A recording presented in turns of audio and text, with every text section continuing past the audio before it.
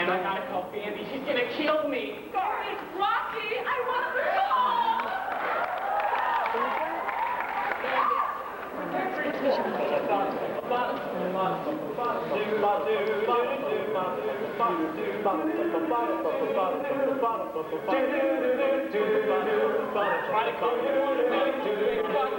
Later on, it's other than the bonus theme shot. Can you hear me? Can you hear me? I've been calling today. Can you hear me?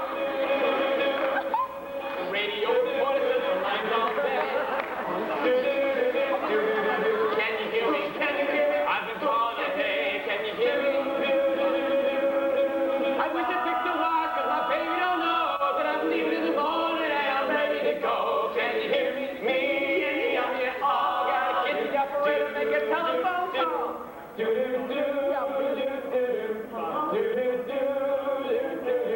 And if I write a letter, will it get there in time? I gotta reserve it on the telephone line. Can you hear me? Can you hear me? I've been calling today. Can you hear me? My car's all ready and my bag's all packed. I'm late already and I won't be back. Can you hear me? Can you hear me? I've been calling today. Can you hear me? I wish it took a while, 'cause my baby don't know that I'm leaving in the morning and I'm ready to go. Can you hear me? Me and you all gotta get the operator, make a telephone call.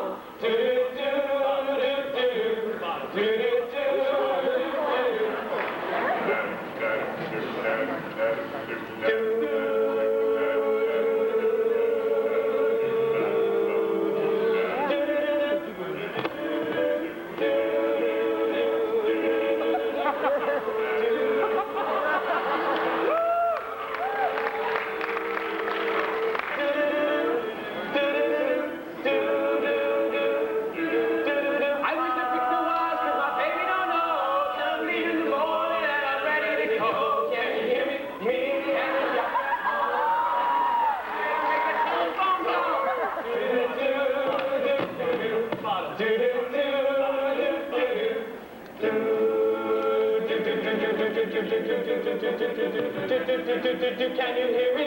Hello? Oh, it's you, Hubert. I was waiting for Rocky.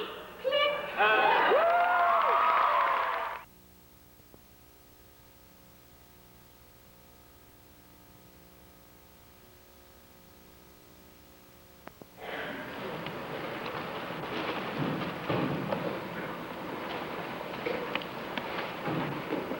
Physics, math, the great subtract. Chapter 18.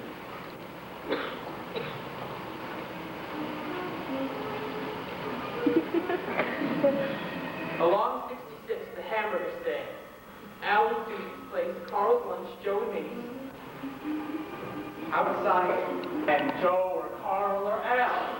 Hot with white apron, beady sweat on his forehead, flapping down to the hamburgers, answering they back, moving and silent. Truck drivers. Now they're the backbone of the joint. You can't fool truck drivers. They bring the customers, and they know. Give them a stale cup of coffee, and they're off the joint. They see the night and then come back. May smiles to the truck drivers. Al never speaks. Sometimes he will tell us in the vivaciousness May voice, and then goes right back to slapping down them hamburgers. And the cars. Whiskey by 66. Well, there goes one of them Fords, looking like a coffin on wheels. I ain't no hog. I'll go for a LaSalle. Now give me a Zephyr. You got class and speed. You may get a laugh out of this, but I'll just take a view with fuel. It's in the same class as a Zephyr. Ain't got nearly the time. Look, I don't want nothing to do with none of Henry Ford. I don't like him, and I never did. Had a brother working at Flintwood. You want to hear him tell his story. Thank you, May. See you later. Well, thank you, boys. I'm going to see you later. Cars whisking by on 66. License. Massachusetts, Tennessee, Rhode Island, New York, Vermont, Ohio. All going west. Fine cars cruising at 65. And drivers. Lines of distance 10 around the island. Lines of distance 10 down to the mountain. Do you think the bathrooms have been clean? Please, we're going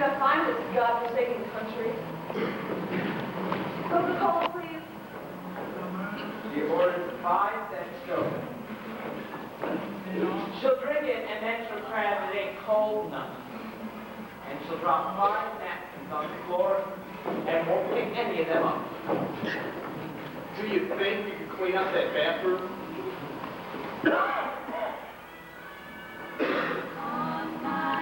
They'll go out again and tell forever that the people in the West are sullen. And maybe when she's alone with Al, she has a name for them. She calls them Sheep heel! truck drivers. Now that's the stuff. A big transport comes in, driver and relief. Hey, how about a cup of chai? Sounds good. Now I know this, don't they? No war horse in there. Hey, man, how's it going? Well, Blaine, big field of brass when you get back on this run. Oh, we don't. The other man puts a nickel in the phonograph, watches the disc slip free and the turntable rise up under it. Good friend, you new on this phone? Then he puts a nickel in the slot machine and wins 4 slugs. You're right. What can I get you? How about a cup of chai? What kind of pie you got? Well, got banana cream pie, cream chocolate cream, and apple. Make it apple. Oh, wait, what kind's that big thick one right there? That's banana cream. Well, cut me off a big lump of that. To you all around. Say, Bill, you heard any good jokes lately? Oh, here. Well, now, you be careful in front of a lady. Oh, this ain't bad. All right. Now, this is school, right? And the teacher says to him, why are you late? And the kid says, well, you know, I had to tie a heifer down, get her bread. And the teacher says, could your old man do that? And the kid says, well, of course he could. But he couldn't do it half as good as the bull. May sweeps the laughter. Al slicing onions carefully on a board will suck your time. Sitting together on a stool.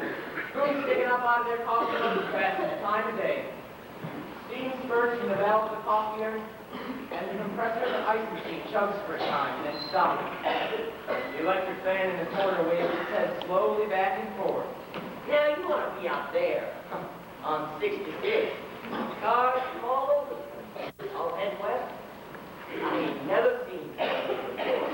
Sure some others out there on the road. Oh, yeah, we seen a wreck this morning.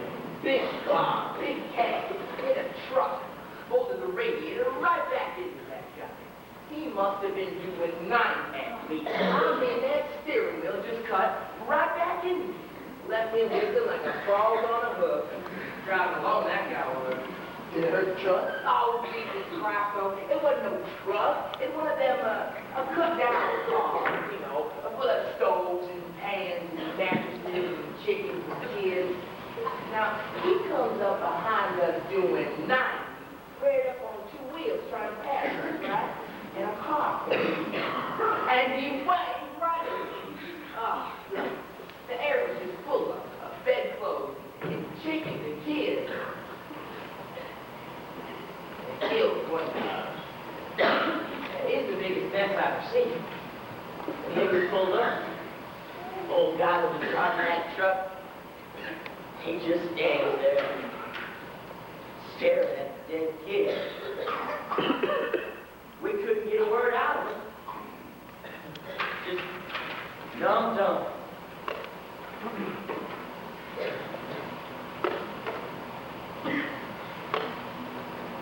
God almighty. Seen so many of them out there on the road. I just kind of wonder where they all coming from. You know, I wonder where they're going to. They come in here sometimes and buy some gas and they'll hardly buy nothing else. So some people say they steal. But I ain't got nothing laying around. Don't steal nothing from me. Well, you better tie your stuff down. I think I see a couple of them coming this way right now. A 1926 Nash sedan pulled nearly off the highway. The back seat was piled nearly to the ceiling with pots and pans, and on the very top, right up against the ceiling, 2 boys rode. A hatchet-faced man slowly got out, and the 2 boys slid down into the load. The man walking around and stood in the doorway. Could we get some water, man? A look of annoyance across the man's face. Sir, you go ahead. I'm going to keep my eye on that hole. The man carefully unscrewed the radiator cap and slid the hose in. After he was done, he took the hose out, carefully screwed back on the cap, and the boys took the hose and drank thirstily. The man walked around and stood in front of the screen. Can you see your way to sell us a loaf of bread, ma'am? Say no grocery store, you got bread next sandwich. I know, ma'am. It's humility when consistent. We need bread. There ain't nothing for quite a piece, they say. Well, if I sell you bread, then I'm gonna run out. So, We're hungry. you mind if I sell a sandwich? You know, we got real nice sandwiches and hamburgers. Be sure and hire to do that, ma'am. But we can't. See, we gotta make a dime with all of us. And we got so little. You can't buy yourself no loaf of bread for a dime. You only got 15-cent loaves, so. God, my dear, give him some bread. If I sell that man bread, we're gonna run out. Put up then, damn it. And he looked sullenly down at the potato salad he was mixing. They shrugged their shoulders, walked around the door, and held open for the man. And he entered, bringing with the smell of sweat, and the two boys that stood behind him. And went immediately to the candy cane and just stared in. Not with hope or craving or even desire, but just with the wonder that such things could be. They opened the cabinet and took out a long wax paper loaf. This here is 15-cent loaf. The man put his hat back on his head. He answered with inflexible humility. Won't you? Can't you see a way to cut off 10 cents worth of it? Get me. Get him. No. We want to buy it for 10 cents. Well, you see, mister, we got to figure off the coast to get to California. Go on with that for 10 cents. Well, that's your offer, ma'am. Go ahead. Al says to take it. He put the wax paper loaf across the counter. The man took a deep leather pouch from his rear pocket, untied the strings, and spread it open. It was heavy with silver and greasy bills. It may sound funny to be so tight, but we got 1,000 miles to go, and I don't know if we're going to make it. He dug in the pouch with the forefinger, located a dime, and pinched in for it. When he put it down on the counter, there was a penny with it, and he was about to drop the penny back in when his eyes fell upon the boys, frozen before the candy cakes. He pointed and gazed at the big, long stick of striped peppermint. Is that a penny candy, ma'am? Which one? Them, them strappy ones. The little boys raised their eyes to him. They stopped breathing. Their mouths were partly open. Well, no, there's two for a penny. Give me 2 of them, ma'am. And he placed the copper cent carefully on the counter. The boys expelled their held breath softly, and they held the big sticks out. Go on, take them. They reached timidly, and each took a stick, and they held them down at their sides and did not look at them. But they looked at each other, and their mouth corners smiled rigidly with embarrassment. The man picked up the bread and went out the door. And the little boys marched stiffly behind him, the red striped sticks held tightly against their legs. And they leapt like chipmunks over the front seat and burrowed back out of sight, just like chipmunks. From inside the restaurant, Al, the truck driver, and they all stared after them. Now, them wasn't 2 for a penny candy. What's it to you? Them was a nickel apiece candy. We gotta get going. We're dropping time. They reached in their pockets. Bill put a coin on the counter, and the other man looked at it, and reached again to put down the coin. They swung around and walked to the door. Hey, you boys got the change coming. You go to hell, man. And the screen door slammed. Al. He looked up from the hammer he was patting in and standing between wax papers. What do you want? Look at this. They left $2.5. Truck drivers. That's that sheet hail. Wide struck the screen with little bumps. The compressor chugged for a time, and then stopped. On 66, the traffic whizzed by. May took down the plates and scraped the pie crust into a bucket. Then she found her damp cloth and wiped the counter. Al wiped his hands on his apron. Think they're gonna make it to California? Who? Those folks that was just in here? God knows. Is they gonna find work? How the hell do I know? And she stared eastward along the highway. A big transport came down heavily from the highway and parked, and a truck driver entered. Hi, sister. I ain't sister no man. Can I help you? Got the job. What's that bike got? Got banana cream, pineapple cream, chocolate cream, and ice cream. Big head. Oh, wait. What's that big thick one up there? Pineapple cream. Well, come out big. And the cars whizzed viciously by on 66.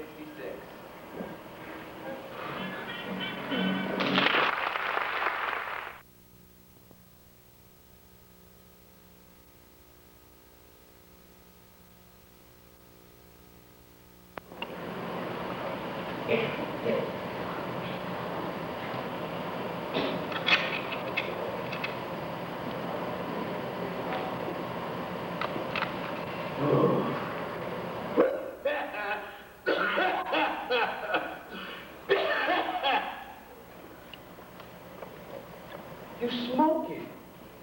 The doctor said you ain't supposed to be smoking. Well, the doctors ain't here, is they?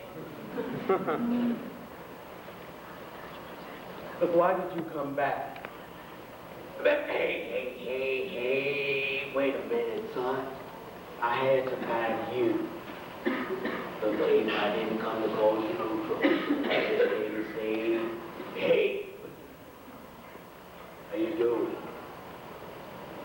You, got a minute for your old man, don't you? Establishing a family's relationship is like building a structure. It must be able to stand on its own, and it must be able to withhold damage. But when a major part of this structure is removed, a severe crumbling begins. In this scene, a father leaves his family and returns 10 years later very ill and to find a very confused son. And he must now work to rebuild what was once lost. In the Amen Corner by James Ball. Hey, didn't I hear you playing piano one night this week? No. Now, wait a minute. I'm sure I heard you playing one night, boy. Beginning of service. How did you know that was me? Well, the boy you play that piano, man, you played that thing like I dreamed you would. Hey, you fixing to be a musician? No.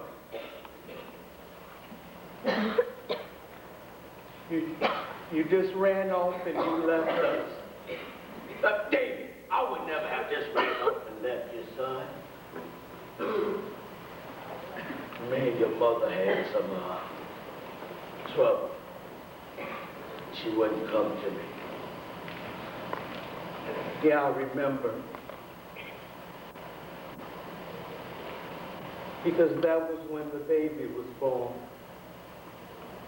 Dead. And my mother laid. She laid in that hospital bed all alone by herself while Daddy, he was out getting drunk somewhere. Yeah, Daddy, I remember that. I remember how you left us and you never came back to find us. Son, I started to. I wanted to. I thought about it all the time. And why didn't you never do it? Was it good while we were gone? No. David, I was hoping you'd never think that. Well, what did you expect me to think? No, I did remember you. Oh, but I could never talk about you. I heard about you all the time, but I could never say, that's my dad. Because I was too ashamed of it.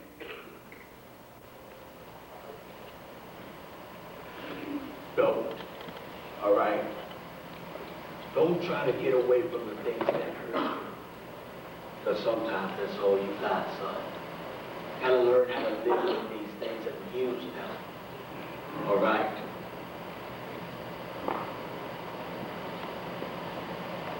Well, I do remember how you used to play for me sometimes. That's why I started playing it, yeah. And I'd go to sleep, dream about how we play together one day. Me with my piano and Daddy with his trombone. No, a couple of weeks ago, some guys came to the church and they heard me playing the piano. And they kept coming back. Mama said it was the Holy Ghost bringing them back. But it wasn't. Holy Ghost. Son, I remember when the Holy Ghost, your mama didn't know if it was something to drink or something to put in her hair. It was your piano. Yeah. Yes, it was my piano. Yeah. I didn't draw them in the church. They drew me out. And that was when things started happening inside me that had never happened before. Terrible things. I hated coming into my house. And I hated having to lie and lie to my mother every day, but I knew I had to do something. And that's why I was scared. Because I didn't know what to do. I didn't know how to stay in this house, and I didn't know how to leave out that door, but I knew I had to do something. There wasn't anybody I could talk to. I hated this. And that's when I get to thinking. I think about you, I think about Mama. God, you make me feel so bad. Because all that I was trying to do was be like you.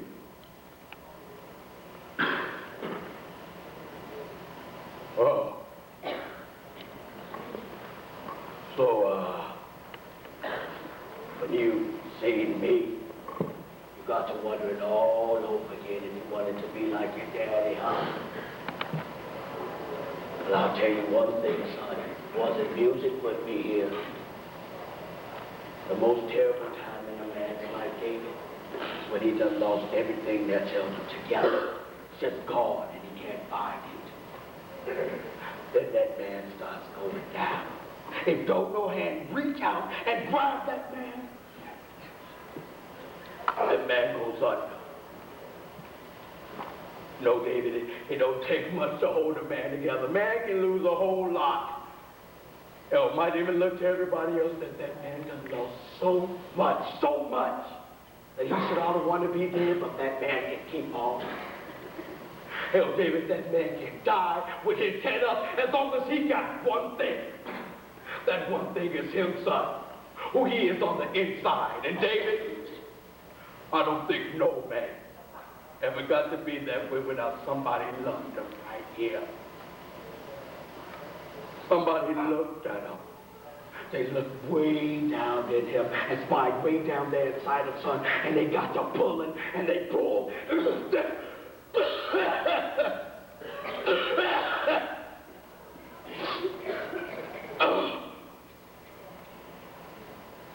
Look, don't think you're going to end up like this because you want to join a band, all right?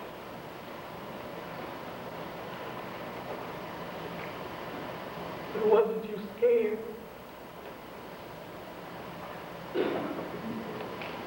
Yeah, I was.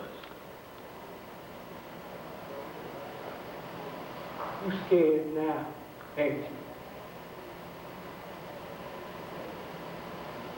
Yeah, son. I'm real scared.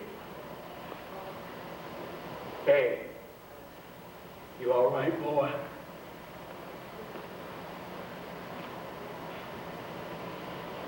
I'm all right now.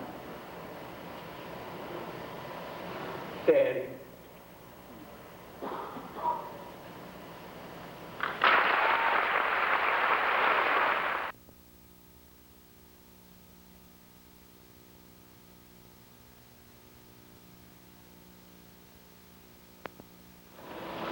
Does he have nice teeth? Does she have teeth? Does he have hair in his head? Is she too well fed? Does he have hair in his back? Oh, is she like my mother? Does he live with his mother? Is she tall? Will he think I'm pretty? Well, she think I'm funny? Does he read? Can she cook? Can he read? Do I pay for her? Is he gonna pay for me? Is she sexy?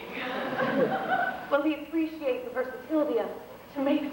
Can I trust her? Will I get hurt? Oh, God, do I smell? What's the smell?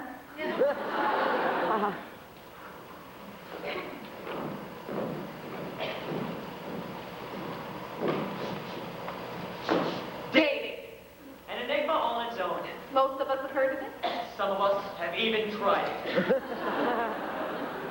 People who date are brave. Courageous? Fearless. Stupid. Jay Reese takes us on a typical first date and reminds us of why we go through the sadistic ritual in the first place.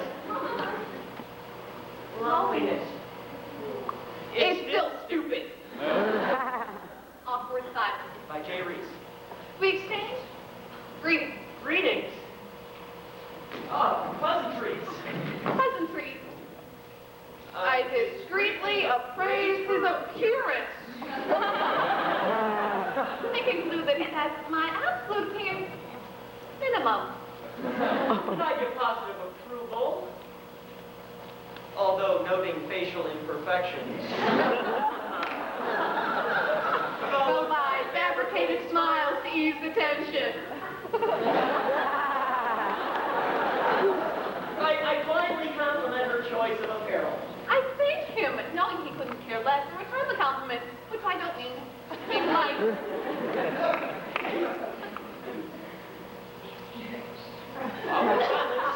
Awkward silence. I utter a clever ice-breaking remark. He said something stupid.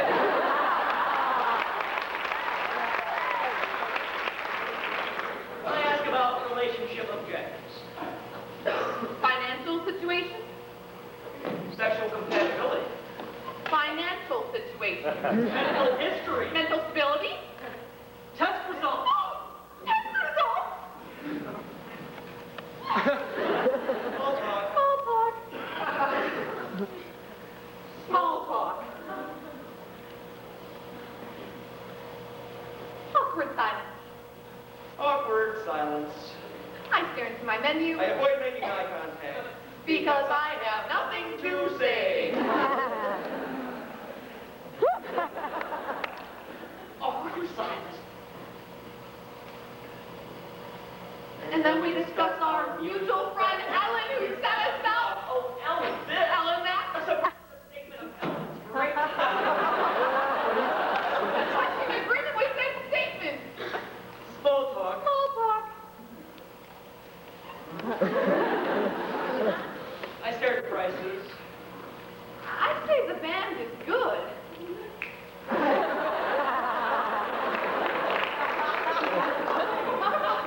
Bet she wants to dance. Oh, God, is he going to ask me to dance? Would you like to dance? Sure.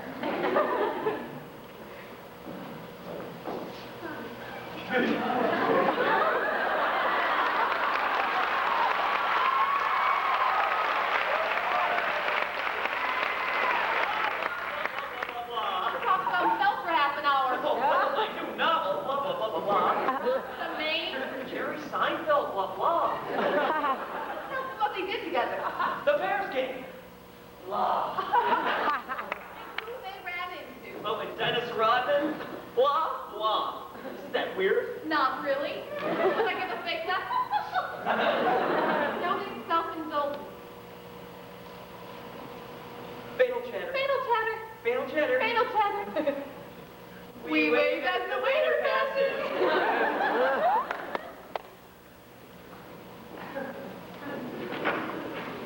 I'm about to excuse myself to use the bathroom. Never to return, of course, when suddenly Blah. Blah, blah, blah, blah, blah. she tells a long and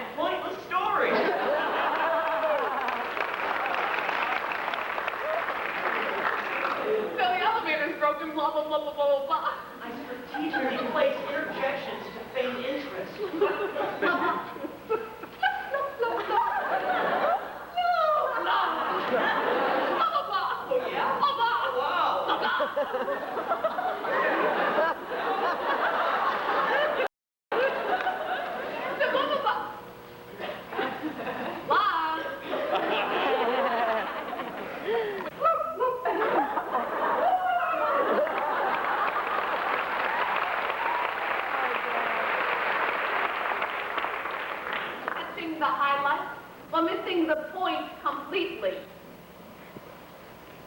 What point? Very awkward silence.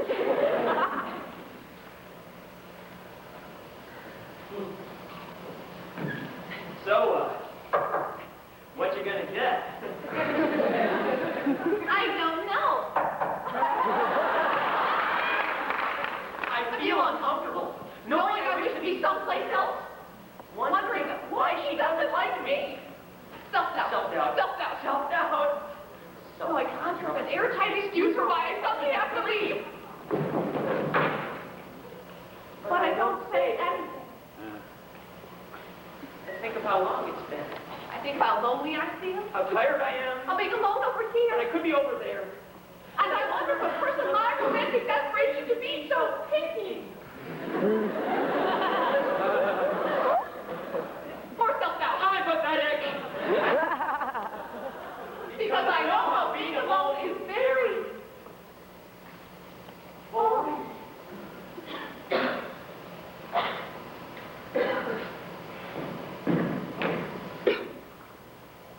Would you like some bread?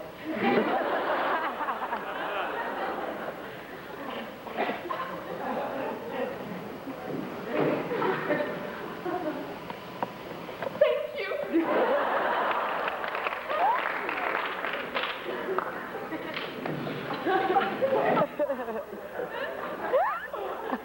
I make a slight smile. Casual glance. I lean forward. Becoming more interested in What do you have to say? We exchanged parental divorce stories. I repent. And as we speak, How about our childhood? I feel more relaxed. And I have so much to say. that we say the same thing at the same time.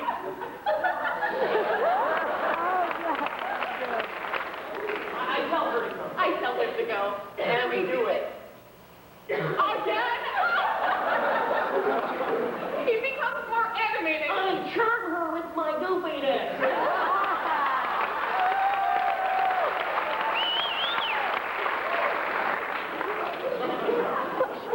How's that? Goody band. What do you think? Goody band. What do you think? I, make the suggestion that we continue at a location of decreased population. Enthusiastic compliance. As we signal a waiter for the check.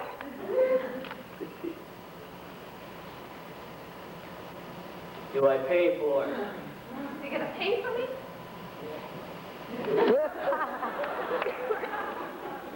I pay for it. He's paying for me. I evaluate the success of the evening. I estimate his amorous intentions.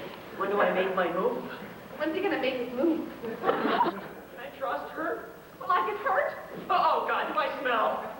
What's that smell?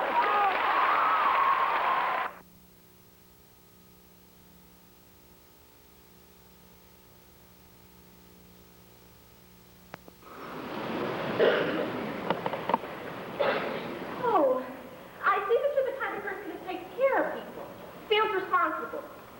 I'm not that kind of person. Oh, do you live in this cabin alone? Yes.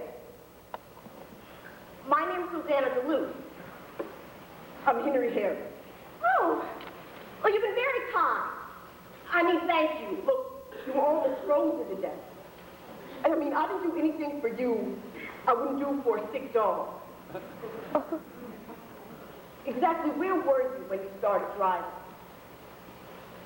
Arizona. Arizona? You drove all the way from Arizona to Alaska? Non-stop? Alone? Well, I couldn't stop. I was flying. I don't think I'm altogether healthy. For Rosanna and Henry, the relationships that link them with others is broken. When Rosanna bursts into Henry's solitary life, he needs to understand the disruption, and if she too has suffered like him. For sometimes it is through the pain of another that we are able to find our place again. Brilliant traits, Cindy Lou Johnson. Just tell me what happened. I mean, how you went from being on the verge of getting married to my door. You're at the church. Your parents are there? No, it's just my dad. Well, he's this real right guy. But he forgets. Forget? One morning, I found him in the living room, crouching in front of his favorite armchair, poking at it with the stick end of a broom, like it might attack him or something. He looked at me and said, Rosanna, what is that thing? Got old. So, what do you care what happens? I mean, I personally am slightly curious about a man who lives like a hermit, only letting people in because they remind him of a sick dog. What the hell was I supposed to do with you? I mean, to just come in here. This is my life. I can really see the Look, I'm sorry. I'm just trying to understand.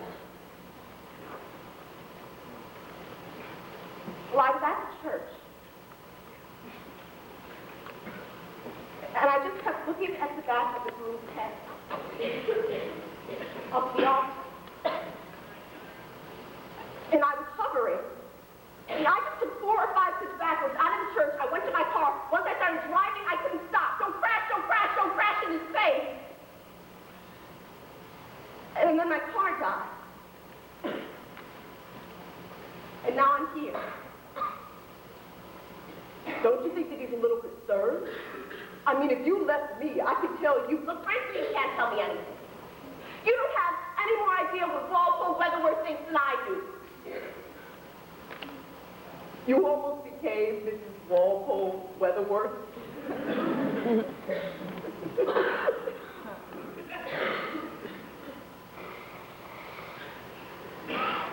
Oh, for Pete's sake!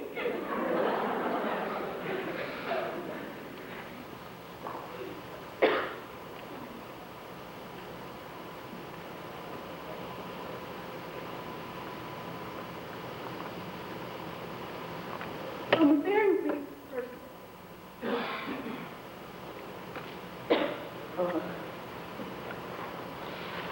Rosanna.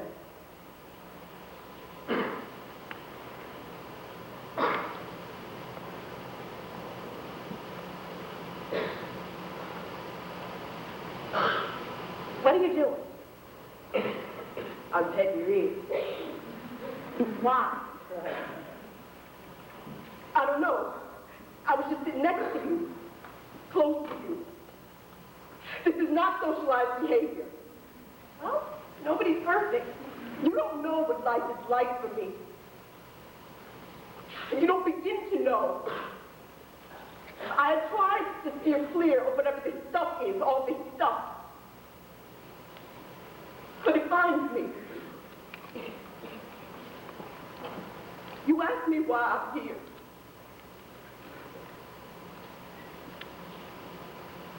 I had this child, Annabelle.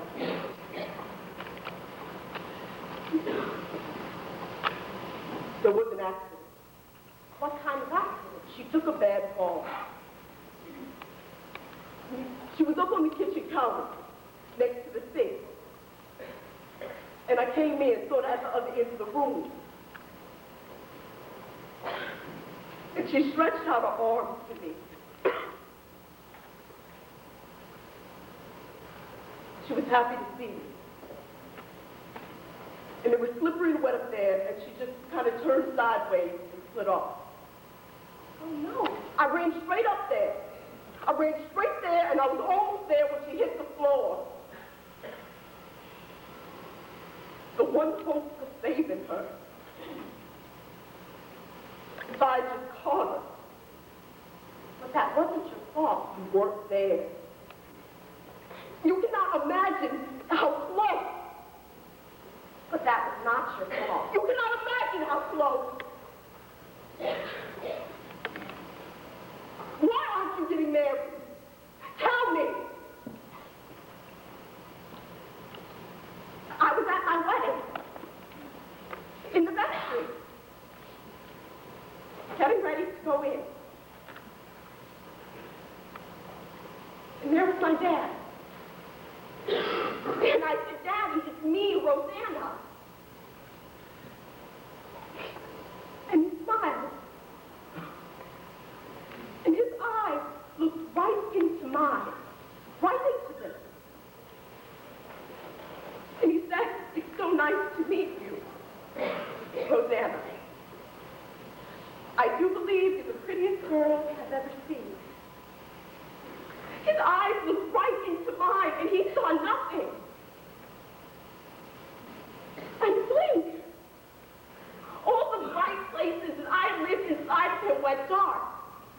And that's when I began to hover, to fly. Rosanna, no! You just want to steer clear of this stuff. No, I don't. Rosanna, listen to me. You're right here with me. I mean, I can feel you. No! Let me go. You don't understand. I'll crash. I've got you.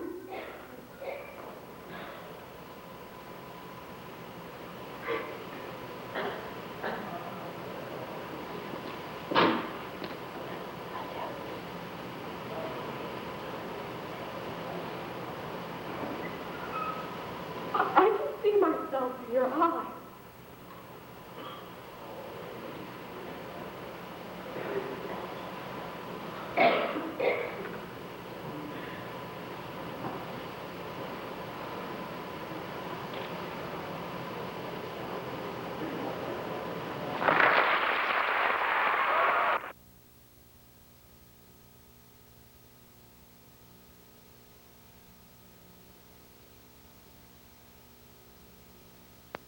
My second year in forensics.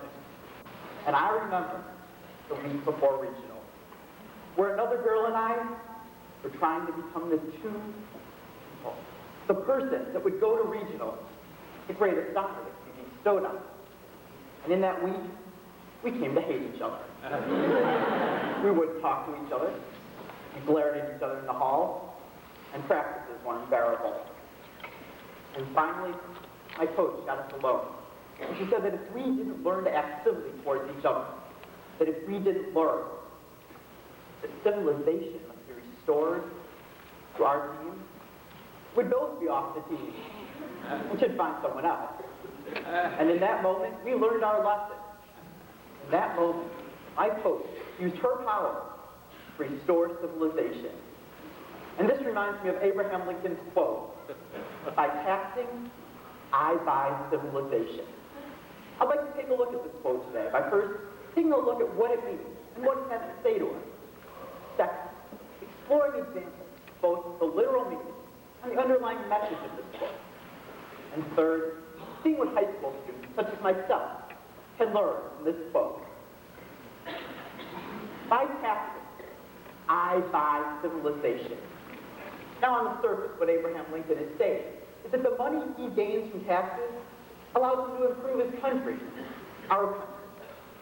Through the powers vested in him by the Constitution of the United States, he is able to improve our country in a legal manner, in a manner that the people contribute to, in a manner that we get to benefit by our own contribution.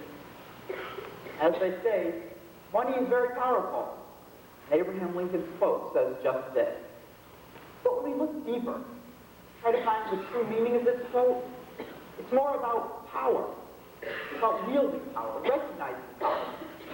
Abraham Lincoln recognized that he had the power to tax, and thus the power to, in some small way, control the United States. He had the power to show people that he could control them, for if he wanted to. He could threaten taxes. He could control them in this way. Thus, by being able to tax, Abraham Lincoln was able to guide his country. Abraham Lincoln was able to assert civilization, not just in a monetary way, but in a way that only power can. I learned this lesson from my coach. For her power, just like Abraham Lincoln, restored civilization to my team, to our country. When we look to the past, to the world of literature, and try to find someone who knew the literary message of this quote, that money is powerful, and that it can help people. We need look no farther than Squire Allworth in Henry Fielding's Tom Jones. Squire Allworth is the adopted father of Tom Jones, and he thinks that his money, his vast fortune, can help everyone.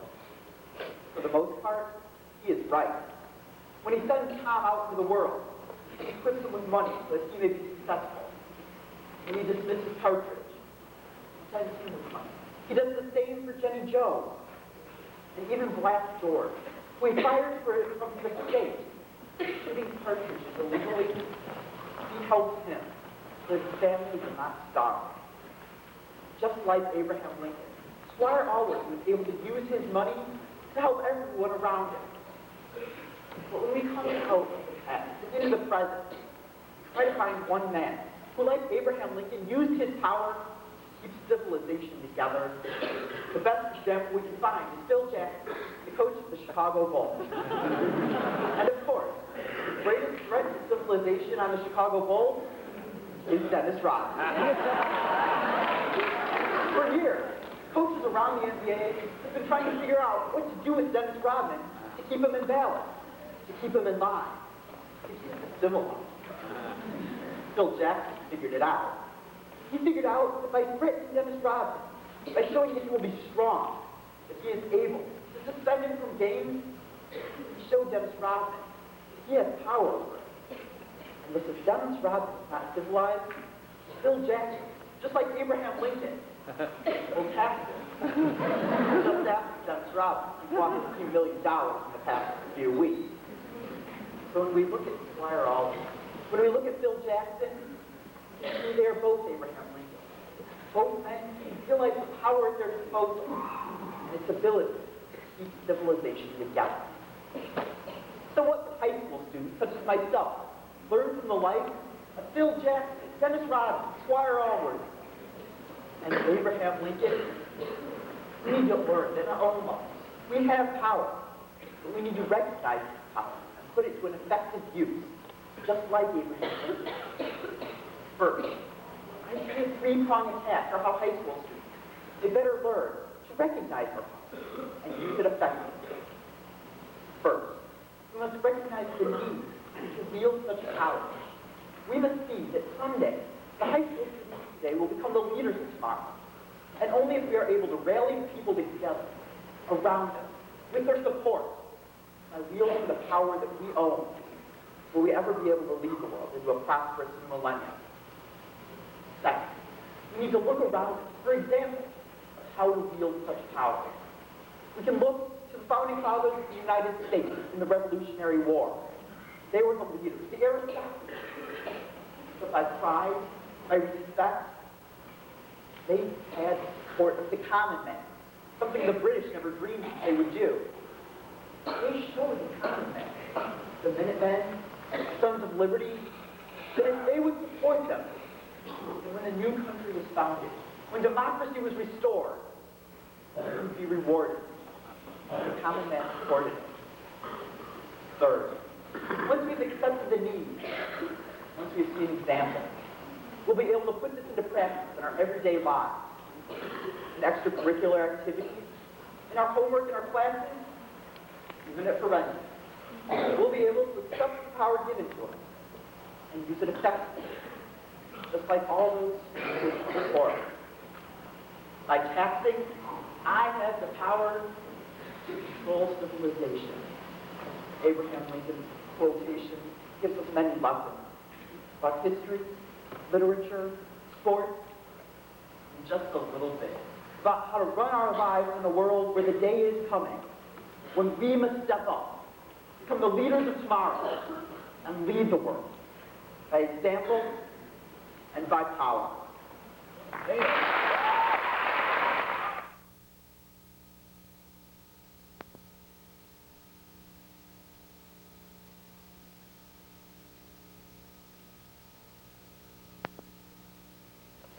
I've written before. 3 children's books. William takes a trip.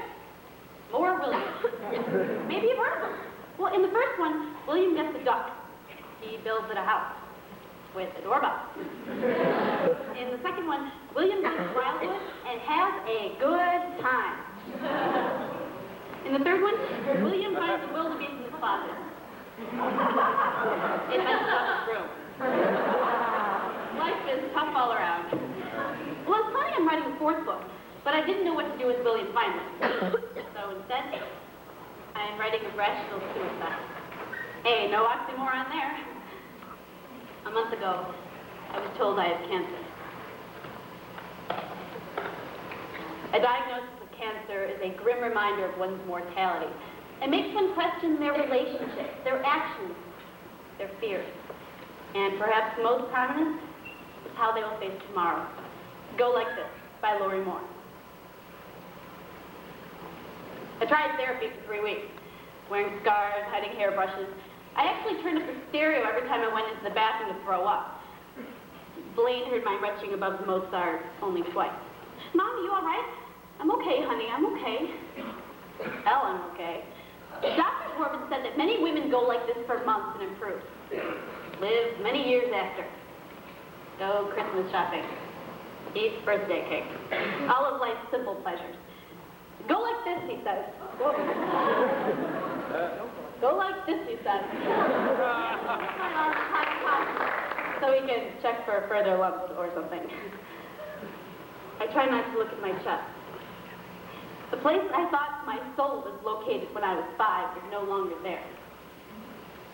I haven't stuffed my bra since junior high. Good thing I don't have to take gin, know what I mean, Doc? I have decided on Bastille Day. I mean, it sounded like the most convenient place for anyone. When I told Elliot of my suicide, we were in the kitchen busy fighting about the grease in the oven. I mean, funny, I planned on telling him a little differently then. God, no one's cleaned up this place and we go, by the way, Elliot, I have something to tell you. I have laid in bed so many nights thinking of how it would be when I told him.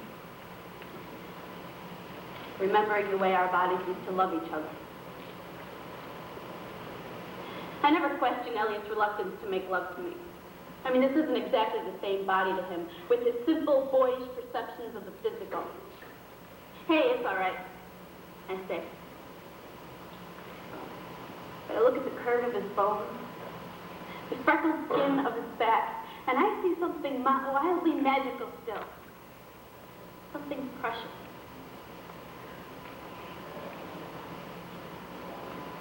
I have invited our closest friends over tonight. Seated them around the dining room table and told them that I wanted to die. I have chosen suicide as the most rational and humane alternative to my cancer. I wanted their support. Well, you've obviously thought this thing out, says Myrna the poet, who makes decisions of a lifetime with the speed of deli orders. I mean, this woman could dismiss lovers, choose upholstery, sign on the dotted lines, and fly to Tahiti faster than anyone I know. You got our love and support. I am not afraid of death. I decide to add. I'm just afraid of what going on like this will do to me, and to my husband, and to my daughter. Well, now's the part where we all get up and cry and eat chips and dip and blah, blah, blah, blah. And my friend Joni steps towards me. She's crying, and I hold her. Why didn't you say anything to me before? I fear hell for you, Liz. I love you. God loves you. What are you doing? Well, I run into the bathroom to hide temporarily. I lock the door behind me, and I don't look in the mirror. This is not supposed to go like this. I mean, I think we were all supposed to sit around and discuss this thing like television. And then we were all supposed to agree that my life ultimately meant my death as well. And then we would all weep. Just the right amount that anyone would weep on Bastille Day. And no one would mention God or hell. And when I stepped out of the bathroom, I would not see Myrna, I, and Elliot, as they're standing alone in the kitchen.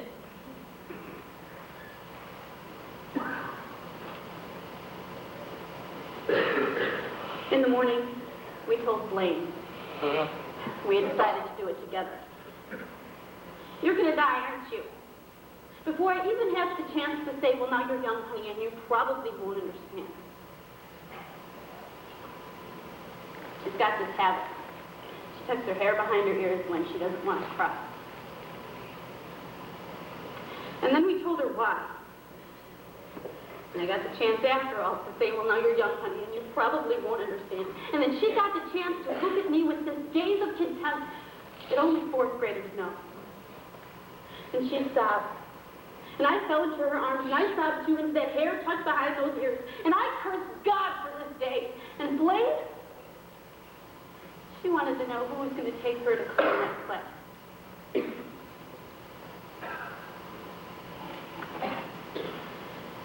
In the evening, I decided to call Joan.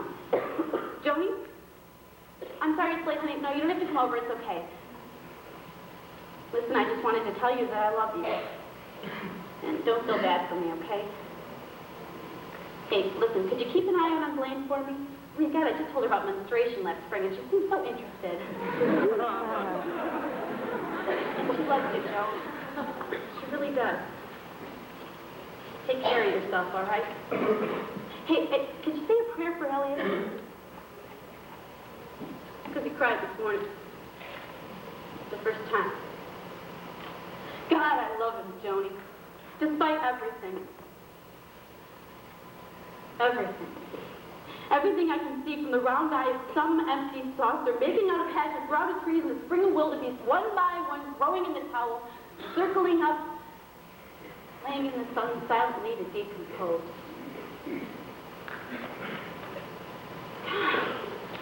There's no music here. There's no trumpets. There's no sound at all. There's just this white heat of July going on and on and on.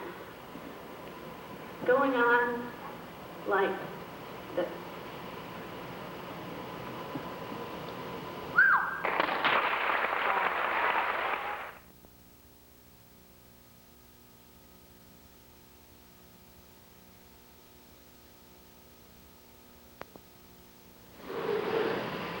In a small Midwestern town, there is an 18-year-old boy who is a senior at Ulysses S. Grant Public High School. His name is Jorge Langolahota. He is by no means an incompetent student, but he is certainly not living up to his full academic potential, particularly in his speech class. He has been informed by his speech teacher, Mrs. Nelson, that the only way he can pass the class is by quitting the wrestling team in order to be on the speech team for class credit. As we meet Jorge, he is talking to the speech team coach, Mr. Edward, after school about joining. He will subsequently choose the event of original comedy, as you will now witness in Bad O.C. Well, Jorge, here's a list of all the competition events in speech. In a nutshell, the interpretation events are for acting out part of a script, and the public address events are for actually giving a speech. Hey, what's this original comedy?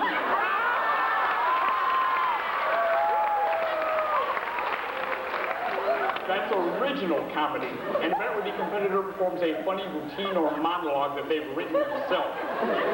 So, like, I'd have to write it? Actually, there's nothing wrong with me writing it for you, as long as it's original.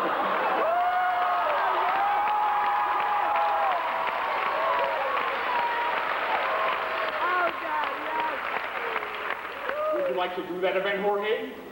Yeah, whatever. What would you like original comedy to be about? I don't know.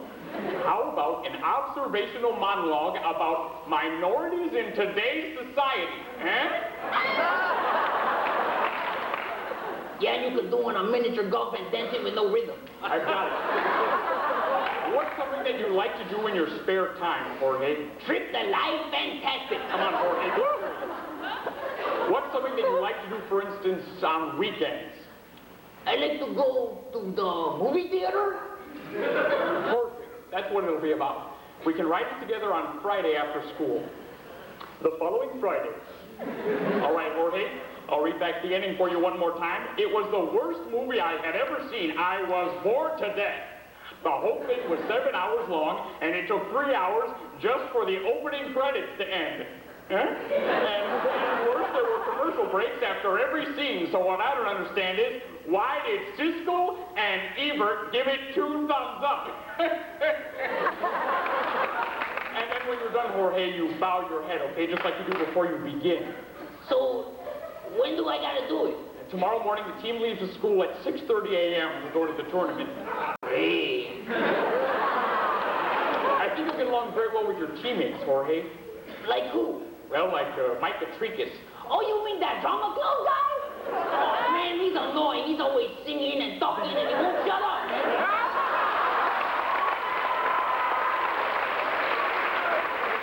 See you tomorrow, Jorge. Yeah, I see you tomorrow. Oh, no, here comes that Micah guy. And if all the... Oh, hello, Georgia. Salutations. I hear you joined the speech team. Welcome aboard, partner. Man, I am blinded by your whiteness.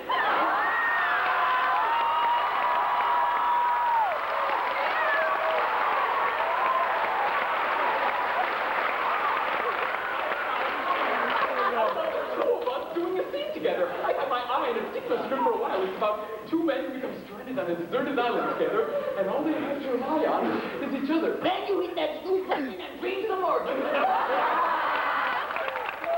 an handle, Dr. Jekyll. Right time, Mr. Hyde. Looking for a fourth event to do. At least consider it compared to our life. Either way, I'll see you bright and early.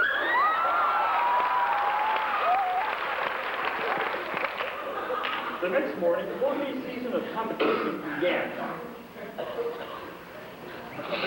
It was the worst movie I had ever seen.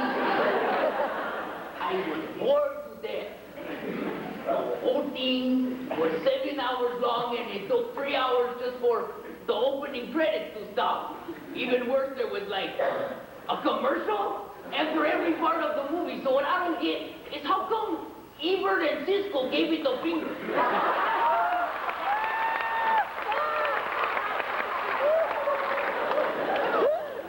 It was so...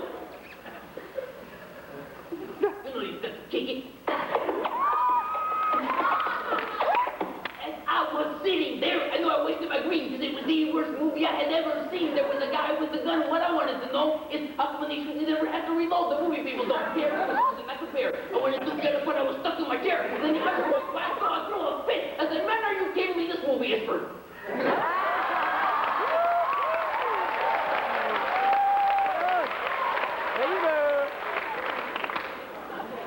It was the worst movie I've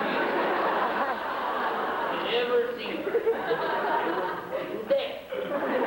The whole thing was...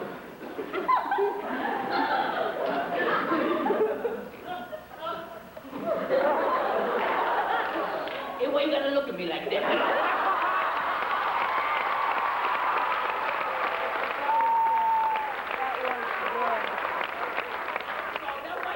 Frowning at me.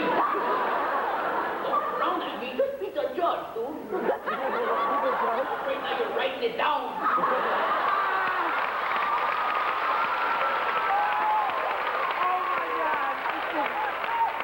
What do you write? What does it say? I don't like this guy? You better like me. I got a persistent beat.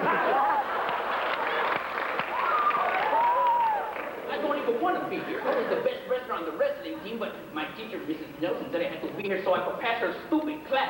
I hate that class. She gives us stuff to do every day. Yesterday, she wanted me to write an essay. I can't even know what she's writing on the board because her flabby arm gets her flabby arm will be the chalk off the board and her sweaty face. I can't even stay awake in her stupid class because my mom won't let me sleep at night. She's running around the house, getting me to take out the garbage. Mom, take out the garbage at 2 in the morning? It's garbage, man. It's not going anywhere.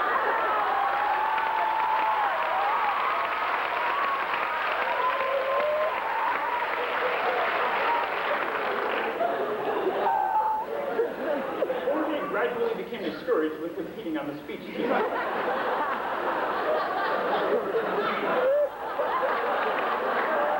This was because, although he was earning the credit he needed for speech class, there seemed to be no possible way for his monologue to achieve anything that resembled success. Until one morning.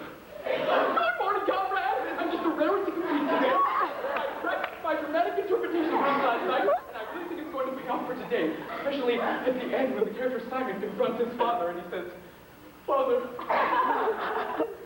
whole family's coming apart.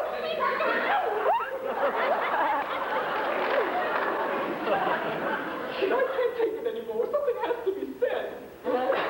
In the past, we always used to rush down the stairs of the store when you small to see that you had wrapped Christmas presents and put them under the tree.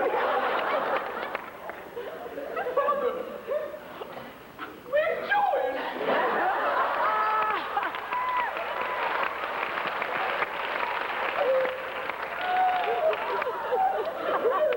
I mean, George ended up causing us problems.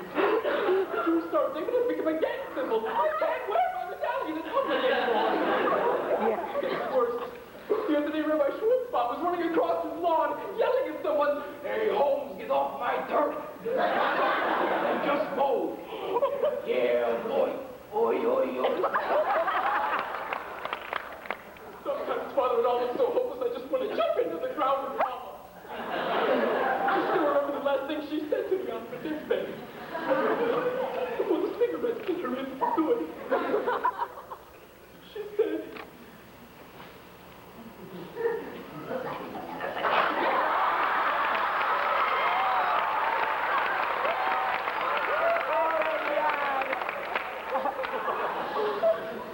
You can do whatever you want.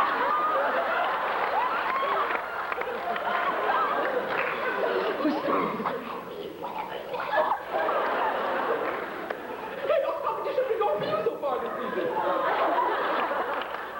I don't want to do it anymore. I wish I had somebody to, like, do it for me. Well, I would be glad to fill in for you as a fourth player.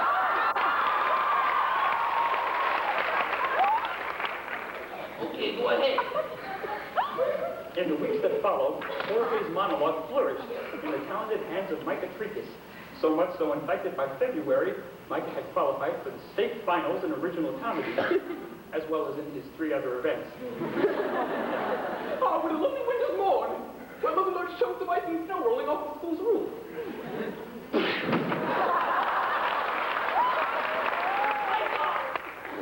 Oh, dude, Micah, get up! Oh, Micah, get up, dude! Micah!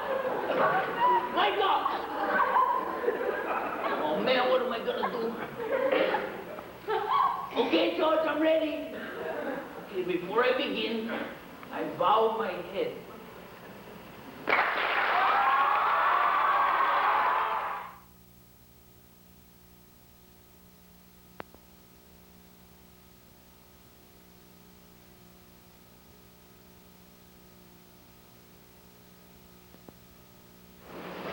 Who said move? Nobody said move. Now you're all gonna sit there real quiet like Joey.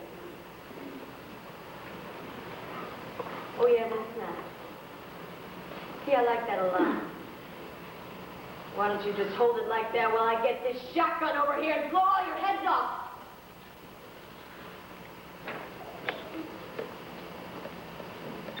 Just kidding. Sorry, my fault. Just a little joke. Just a little joke. With Brian, everything is just a little joke. Always has been. But it's been worse the past 10 years since the birth of Josephine. Joe. We call her Joe. Of course, Brian calls her Joe Egg, his mother's term for someone that sits around and does nothing. But I look at that flawless body and those gorgeous eyes, and I just pray for some miracle to get her started, you know? I mean, the doctors handed me this yellowed, hairless, forceps scarred baby girl. But to me, she was beautiful. Perhaps the greatest challenge for a couple is surviving the loss of a child. Brian and Sheila, though their daughter Josephine, or Joe, survive, it is her vegetative state which causes the couple's struggle to reach out to her and to each other. Joe Egg by Peter Nichols. What are you telling them? What? I heard you talking. I heard you mention Joe. See, Sheila's got this theory about Joe's birth. She doesn't blame the doctor, she blames herself. I don't say that. I say it wasn't entirely the doctor. I'll tell you what I believe. I know what you believe. They don't. See, I believe the doctor botched it. Specialist said as much. Said it had nothing to do with the way you lived your life or whether or not there was a nut in the family. And I've done all the right exercises and read all the right prenatal books. Mostly the ones that made it sound as simple as having a tooth filled. Oh, but much more spiritual. I don't know about any of you, but I half expected to hear snatches of the Alleluia chorus in the background. The idea of sharing the birth seemed like an irrefutable one, but not so gay when it came to the, blood and the fluid. As I recall, you needn't have worried. You were always outside getting drunk.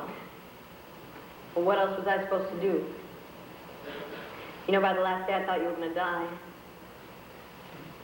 And I never told you this, love, but... What? I got down on my hands and knees and I prayed to God. I said, God. You know, I've only just found her. The baby doesn't really matter. It's a question of a swap. Then I realized I was so drunk I couldn't even get to my feet again. Never mind. The prayer was answered. By the time we got her home, the scars were all gone, and so was the jaundice, and she was in working order. But soon we began to notice these funny sort of turns, so we decided to take her to our pediatrician. And once again, Brian found a way to escape. A way to make a game out of it. All right, now, I'll be the doctor, and you be... you. Okay, well, madam, this baby of yours, take her home, keep her well sedated. I can promise she won't be any trouble at all. But, doctor, what can she do? Do? Oh, no, she can't do nothing. Will she ever? Madam, do you know what I mean when I tell you that your daughter is a vegetable? But when people ask me what kind of cripple is your child, shall I say that she's a vegetable? You want to work for her? You can say that she is a spastic with a damaged cerebral cortex, multiplegic, epileptic, no organic malformation of the brain. That's a really long word, which is why I prefer vegetable. Come on. You can always think of something worse. I guess. I suppose Joe could have grown up and developed into a real person before this happened. Or she could have been a very intelligent spastic without the use of her limbs, which I think is worse in any case than any sort of living parsnip. I don't know, I mean, sometimes wonder if the story about Sleeping Beauty was about a spastic. Don't you? I forgot to tell you what happened while you were out. What? It was, no sooner than you were gone and she started all that, that lip smacking and the flailing of her arms, and I thought to myself, you know, that's it, that's the lot. I mean, how much more of this can we really take? And so I took a cushion, and I put it up over her nose, and her mouth, and I counted to 100.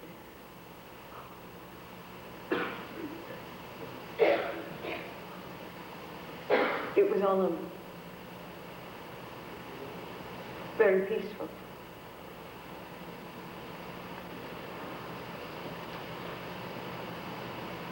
What? And when it was all over, I turned to my side and I said, "Nurse, you have seen nothing. We are in this together." And she whirled around to reveal that she was none other than Sergeant Blake Scotland Yard. Damn it, Brian! But you almost believe me, didn't you? You know, one of these days I am just going to shoot you. Weren't you just a tiny bit relieved when you thought it was all over? Don't be silly. Just a teensy-weensy bit. Come on. How could I? Honestly.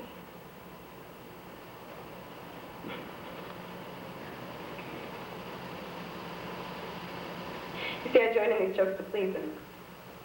I mean, if it helps him live with her, I can't see the harm in it, can you? If Brian doesn't have any faith she'll ever get better. Faith isn't about believing in fairy tales. To him, it's about living in a receptive state of mind. There was this one day when she was, God, I don't know, 12 months old. I built a tower of bricks near her forehead on the rug because the colors fascinated her so much. And I went about the house doing my dusting, and when I looked back, she had knocked the tower down. And so I built it up again, and I watched her. It's hard to describe it. I mean, you can imagine, can't you?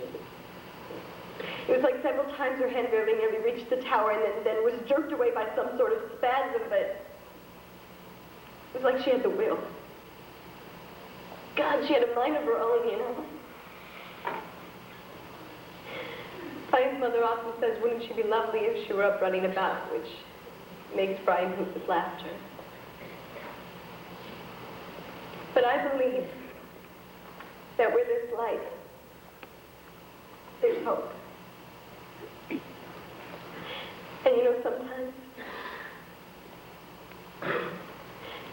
I think of it too.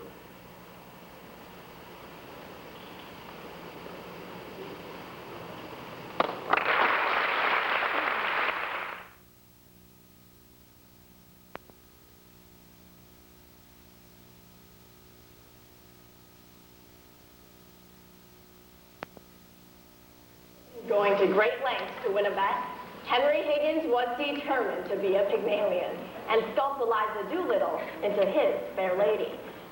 Unfortunately, no one told him to be careful what he wished for. True, Eliza did become a genteel lady. Yet in allowing Henry Higgins to change her identity, Eliza felt repressed and ultimately rebelled. In Greek legends, Pygmalion was a sculptor who was disgusted by the women of his day. So he carved an ivory statue of a beautiful woman. But then, he fell in love with it.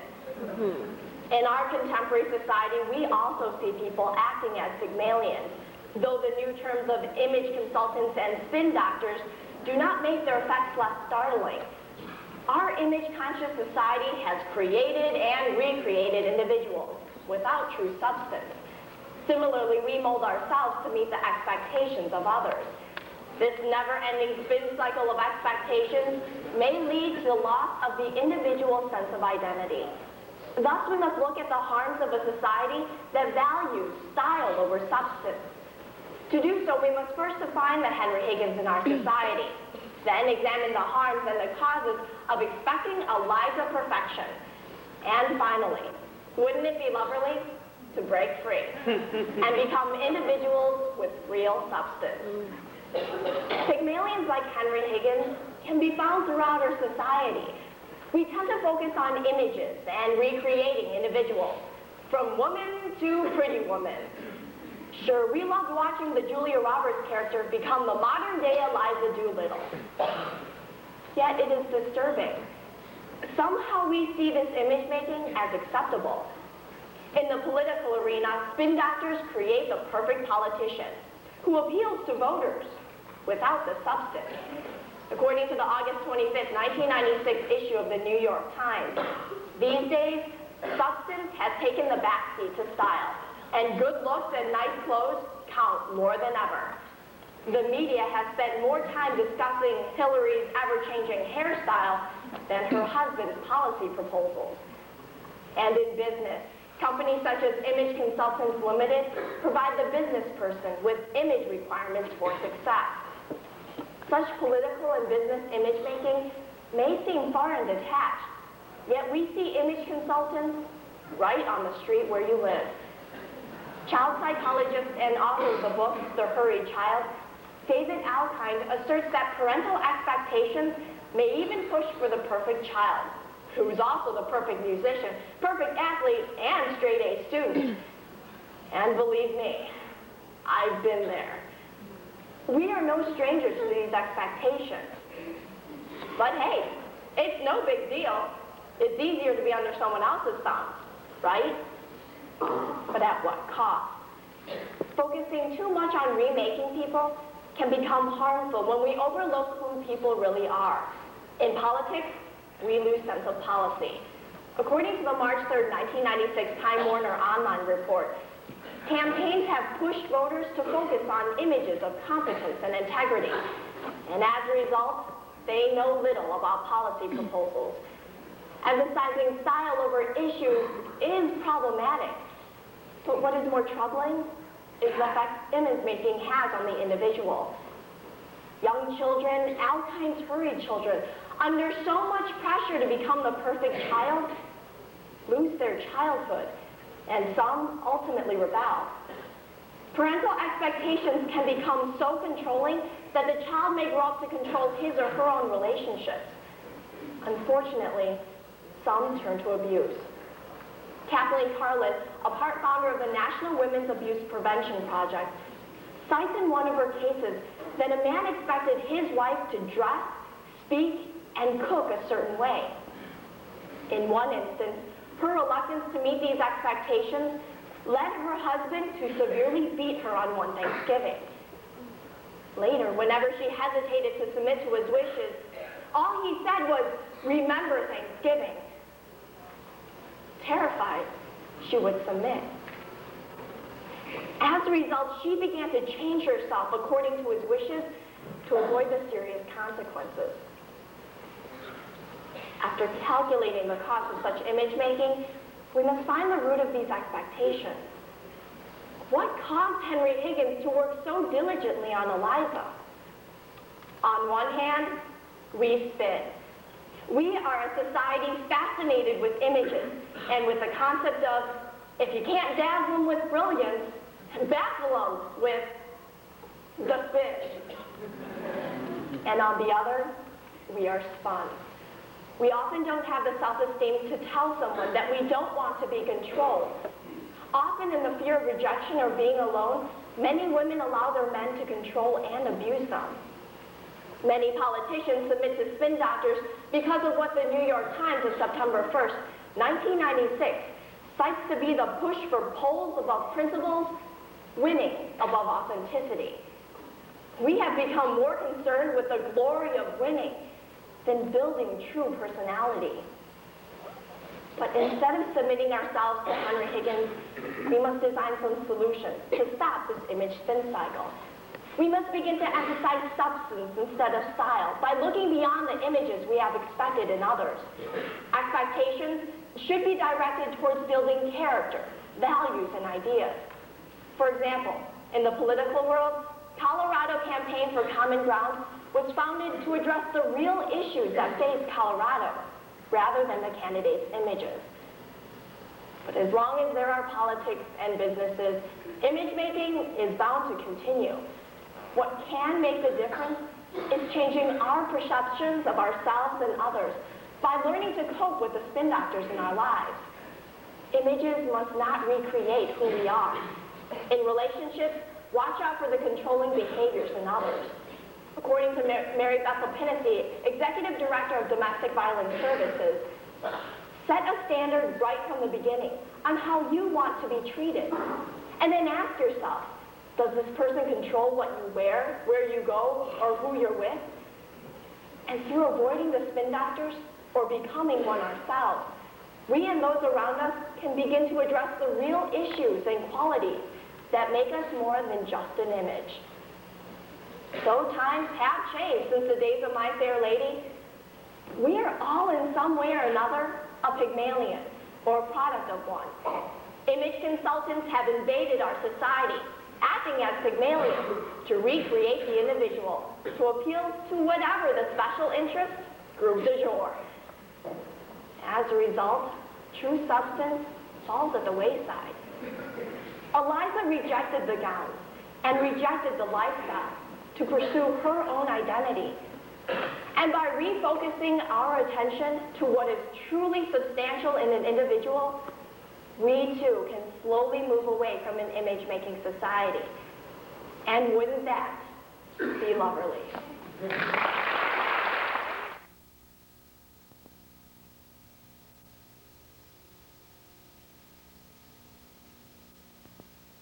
These words are dedicated to those who died. These words are dedicated to those who died because they could not ask, because they were shunned, because they played it safe, because they had no connection, because they took risks, because they were stubborn and refused to give up, because a card was lost and a number was skipped, because death is a punishment, because death is a reward. These words are dedicated to those who died. Bashert. You can try to run away from your past. We could move, change jobs, make a whole new set of acquaintances. But you can't escape who you really are. You'll always come back to it. It's a Bashert. the Yiddish word for inevitable. Basher, by Irina Clemson. These words are dedicated to those who survived. These words are dedicated to those who survived because they knew someone else who could help them. Because they played it safe. Because they were lucky. Poland, 1944. My mother is walking down a road. My mother is walking down a road. Somewhere in Poland for some kind of permit. She has left me with an old woman who's willing to say she is my grandmother. I am about 3 years old. I am ill, perhaps dying. I have no consciousness of our danger, of our separateness from the others. I only know that I have a special name. My mother is walking down the road. And someone is walking towards her. A tall woman with wild red hair. My mother tries not to look at her too closely, to seem overly curious, but she stops and turns. Well, the other woman has also stopped and turned, and they move towards each other slowly and deliberately. And soon, there's perception and recognition. In this wilderness of occupied Poland where no one can be trusted, my mother has suddenly, bizarrely met a family friend, another Jew. Well, she says she has contacted. One night a package of food is delivered on our doorstep. We eat. We survive. Because they took risks. Because they refused to give up and defied statistics. These words are dedicated to those who survived. Chicago, 1964. I am walking home alone at midnight. I am walking home alone at midnight. I clutch my books as if I'm a small school child. The city is alien. See, this is my first time since coming to America, away from Jewish friends in a Jewish neighborhood. I'm confused and isolated and baffled at how to make a place for myself in this larger Gentile world which I have entered. I'm walking home alone at midnight, and I wonder, is it inevitable? I mean, everything that's happened to all of us since then, does none of it matter? And what should have happened in Poland in 1944, must it happen again now in Chicago? Or can history be tricked and cheated? Oh, these questions haunt me. Yet I persist with a will that I myself do not understand. I find myself more and more grounded in my present life, in my passion for words and literature. I try to develop perspective. Because they could act. Because they endured humiliation. These words are dedicated to those who survived. I am almost equidistant from two continents. I look back towards one and forward towards another. Each continent has its legacy. Well, the day I reach my 30th birthday, the age of my father's death, I am equidistant from both. America is not my chosen home, just a place where it seems safe to go to escape. But safety, I discover, is only temporary. Because life is a struggle, and they struggled. Because life is a gift, and they were free to accept it. These words are dedicated to those who survived. Cherry Plain, 1981. I have become a keeper of accounts. There are moments when I suddenly become breathless, as if I had just tricked someone. At these moments, I realize that I have become a keeper of accounts. Like those men of stone who insisted that the Goyim fulfill their contract. Like my despised ancestors who rushed around exhausted all week so that Shabbos could be observed with fresh challah on the table. I have become a keeper of accounts. I do not shun this legacy. I claim it as my own. Whenever I see the photographs of the names of people, whenever I see the judgment, the coldness, the indifference, at these moments I teeter, I shed my present self and all time merges in like rage, like pride, and mostly like acceptance. I answered yes. I have become a keeper of accounts. These words are dedicated to those who survived. By Sharon.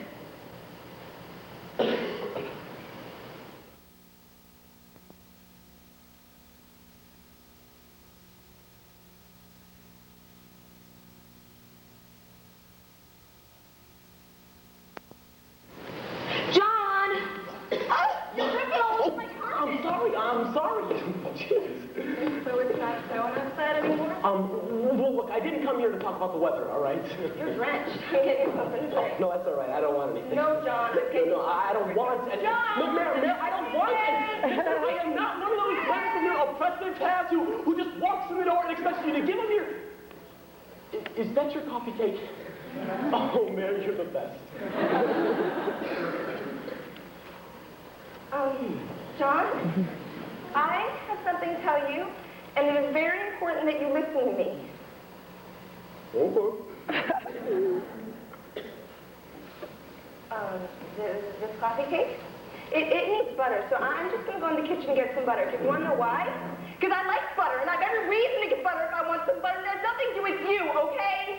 Oh, God. No, by all means. What we have here, gang, is kind of a quirky drama about two real people. Bring up the entire pantry for all I care. That deals with fear? It's just that I did not walk 2.5 miles in the snow to take inventory from your refrigerator. And the inability. I'm just here to say. I just want to say. What do you really mean? I just want to say what I mean. A modest proposal. Is that too much to ask? By Selma Thompson.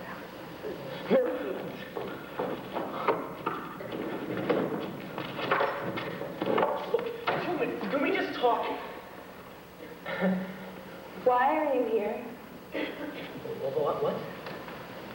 Why are you here in the middle of the night, in the middle of a blizzard? Something I want to ask you. Oh, no, John, I don't even want to do this anymore. No, wait. Don't you remember the first time we met? Don't you?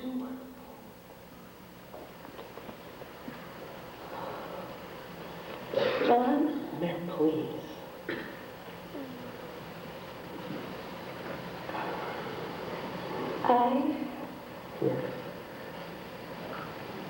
We do have some tea. Admit it, Mary. It was like something out of a storybook. Well, John, it depends what type of books you read. Then it was like something out of a front of stairs. I hope the tea is cold. Everything just became a little clearer. The tea is cold. Everything made sense. And so I think it's so clear. It makes so much sense. Why do I do it? I thought about it. Why does it mean so much to me? Why do I keep that away? Why do I do that? So I'm going to do it. I'm taking a risk. What? I thought about it and I figured why not? So I'm asking you, Mary. Mary, will you? No, John, no. John, no, I cannot marry you.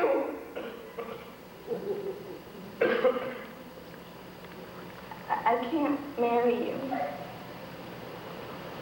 Look, I don't know where I want to be in a week, let alone a year, and I don't know what I want in my life, and I've never made any of these type of promises to you, so don't ask me to reconsider.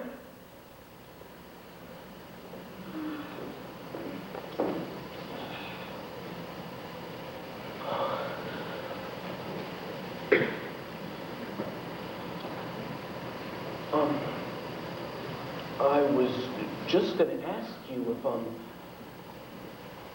if you wanted to go away for the weekend.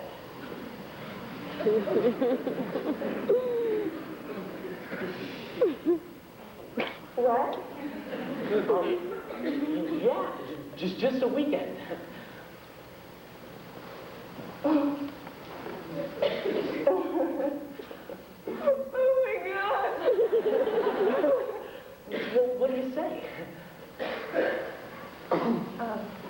I have just committed the biggest faux pas of my life, and you're too sensitive to even notice. No, I didn't want to upset you. John, I thought you wanted to marry me. Oh my God.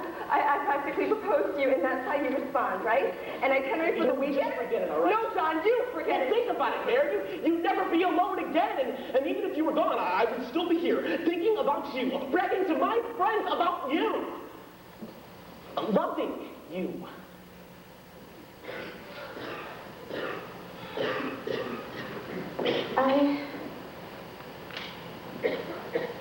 I have never heard you talk like that before, John. Well, of course not. I've never totally lost my cool and blurted it out the way you just did. Just forget about it, all right? No, but that does not mean I might not think it's not a good idea. You know what? That is the worst sentence I've ever heard. It was at least a triple negative. Let's put it more positively. Mayor, I love you, and I want to spend the rest of the Mayor, please.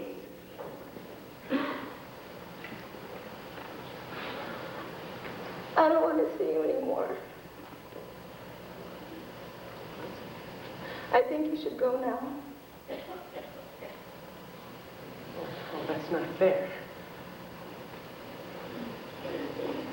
Fair? Wait, I'm kind of confused. Did you just say fair?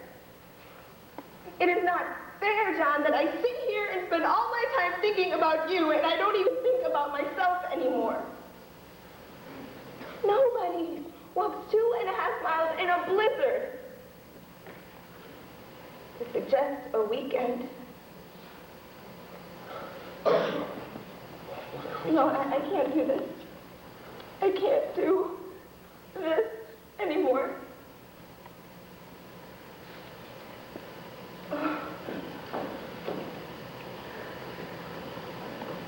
I really think you should go now.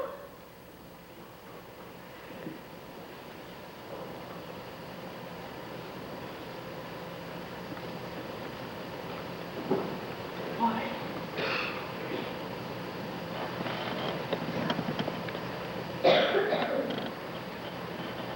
It's like the tea. I mean, you're like the tea. You're there, and you're easy to drink, I guess. It's just that you've gotten so close to me now.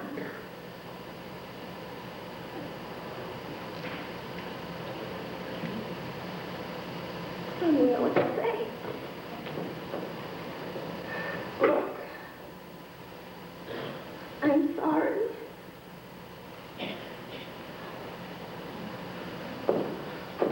Sorry.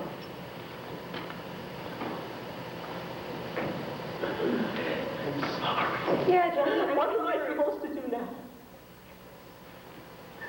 Shake your hand and walk up into the sunset? Is that how it's supposed to end?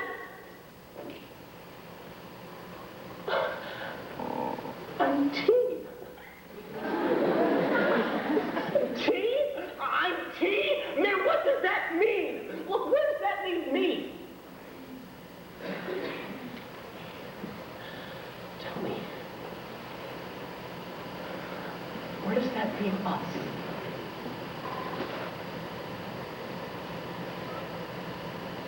John? I don't know.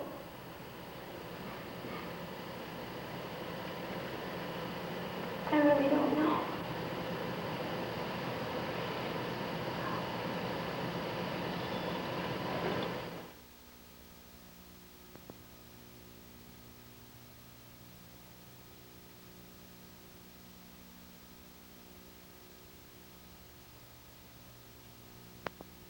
Joseph Day Renault once said, "Every country has the government which it deserves." It isn't a new idea that if you make an illegal action that you should have to suffer the consequences. That is, unless you're a Washington politician. It might be a revelation for them to think that they are not above the law, that to violate a code of ethics is something that they are not allowed to do. And due to recent events, the one man who embodies the very idea of an unethical congressman is Newt Gingrich. It's because of recent events that the question has finally arisen. How should Congress deal with the ever-growing charges of unethical conduct by its members? Well, in taking action, in dealing with this unethical problem, they need to be firm and unwavering. In considering this and how they can act, we need to first examine the nature of the ethical violation itself, and then consider how high the stakes really are.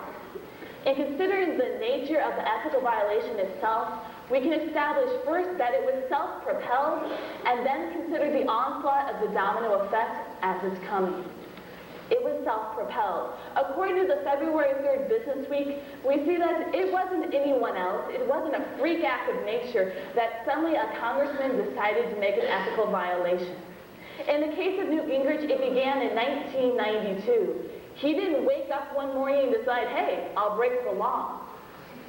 Instead, congressmen make an effort. Through their spin doctors and through their own power trips, they decide who and what they want. And in doing so, too often, they step on people and they step on laws. The United States Congress has the Ethics Committee. Via the Constitution, that is in and how we deal with ethics violations. The trouble is that those who created the government are the same ones that are meant to govern themselves. But setting aside their partisanship, they need to be firm in deciding that no congressman can wake up one morning and violate the law. In doing this, we then turn to consider how it's created a domino effect, and that congressmen are coming out of the woodwork. In doing so, we examine Political Science Quarterly of fall 1996. After Newt Gingrich's ethics violation, we've suddenly seen yet another representative from Georgia that's under suspicion. It must be something in the water. But beyond Georgia, there's a senator from Seattle, there's someone from Alaska, and even somebody from Kansas that have a proposed possible ethics violation.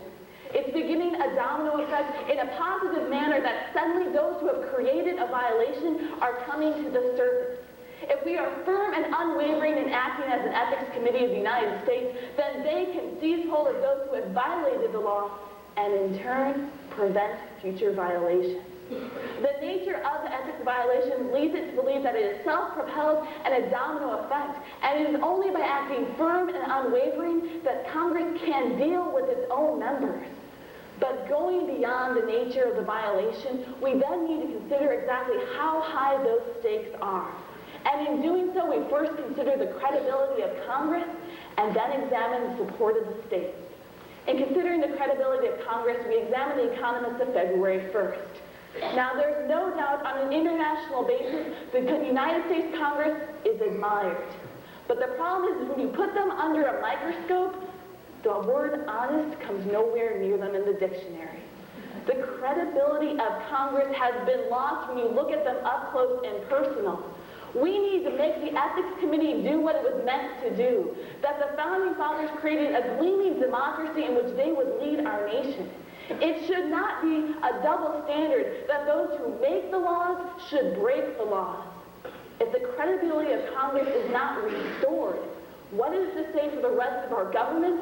What is to say for the rest of the world to think of us? But beyond the credibility of Congress, we're led by Foreign Affairs of January and February 1997 to consider the support of the states. It takes more than just an amendment to get the states involved with the government, for it is from the states in which the constituents elect the congressmen. In considering the Chicago Tribune of this past Thursday, we see that the trouble is that constituents aren't quite awake. You all seem to be sleeping when you go to vote in November. You're not paying attention to the fact that politicians are no longer honest. Not that they ever were, but they're worse than ever. The bottom line is that the support of the states is beginning to waver. If Congress is not able to support its states and represent it, why should the states back the government? It comes to a bottom line of we feed money to the government, and at some point the state's going to stop paying. If Congress considers themselves above the law, what's to say that the states shouldn't be too? In considering the Wall Street Journal of yesterday's paper, we see the trouble with the support of the states is that unless we act firmly and unwaveringly now, the states aren't going to be there to support the government. Suddenly we're going to have states wanting to not elect the constituents and wondering in November why nobody wants to vote for the politicians. We need to act now. The stakes are so high we can't wait. So as we consider the stakes and at the rapid rate at which they're growing, as well as the nature of the ethics violation, the question can be considered. How should Congress deal with the ever-growing charges of unethical violations by their members? We've seen that they need to be firm and unwavering in their actions. And in doing so, remember the words of Thomas Jefferson. In government, there is no necessary evil other than its abuses. We need to nip in the bud the abuses our congressmen have taken, and in turn, once again, embrace the ideals of democracy. And in doing that, not only will we stop the domino effect, but we can bring back credibility to our nation.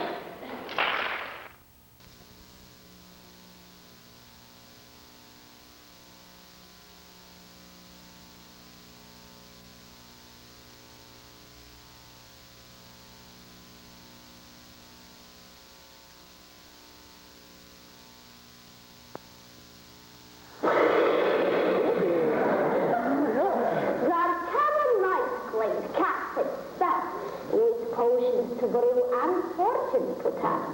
From night till dawn, you still fly. Secrets to learn, and mysteries to try.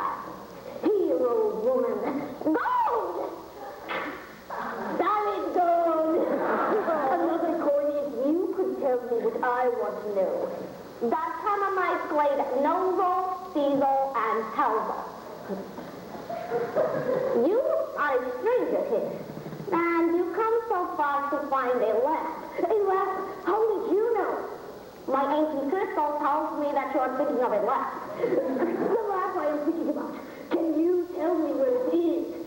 Perhaps. Yes.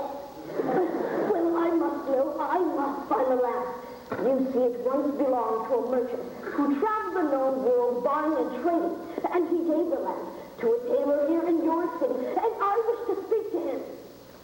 He's dead. Well, did he leave a family? His wife and a son. Well, the son has recently married, and he's now a wealthy prince that lives in the palace. The palace. Well, what is the boy's name? The prince. How is he called?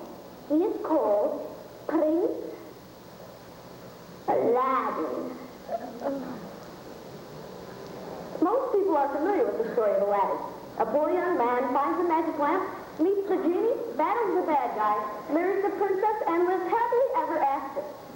Or does he? This scene begins with Aladdin bidding farewell to his new princess before he goes out hunting.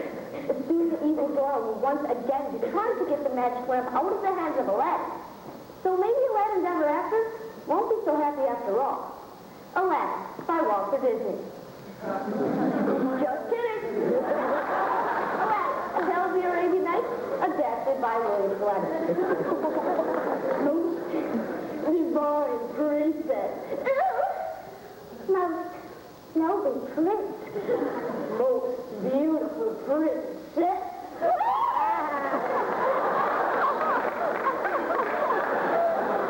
Most adorable prince. I'm going hunting. Aladdin, you are so brave.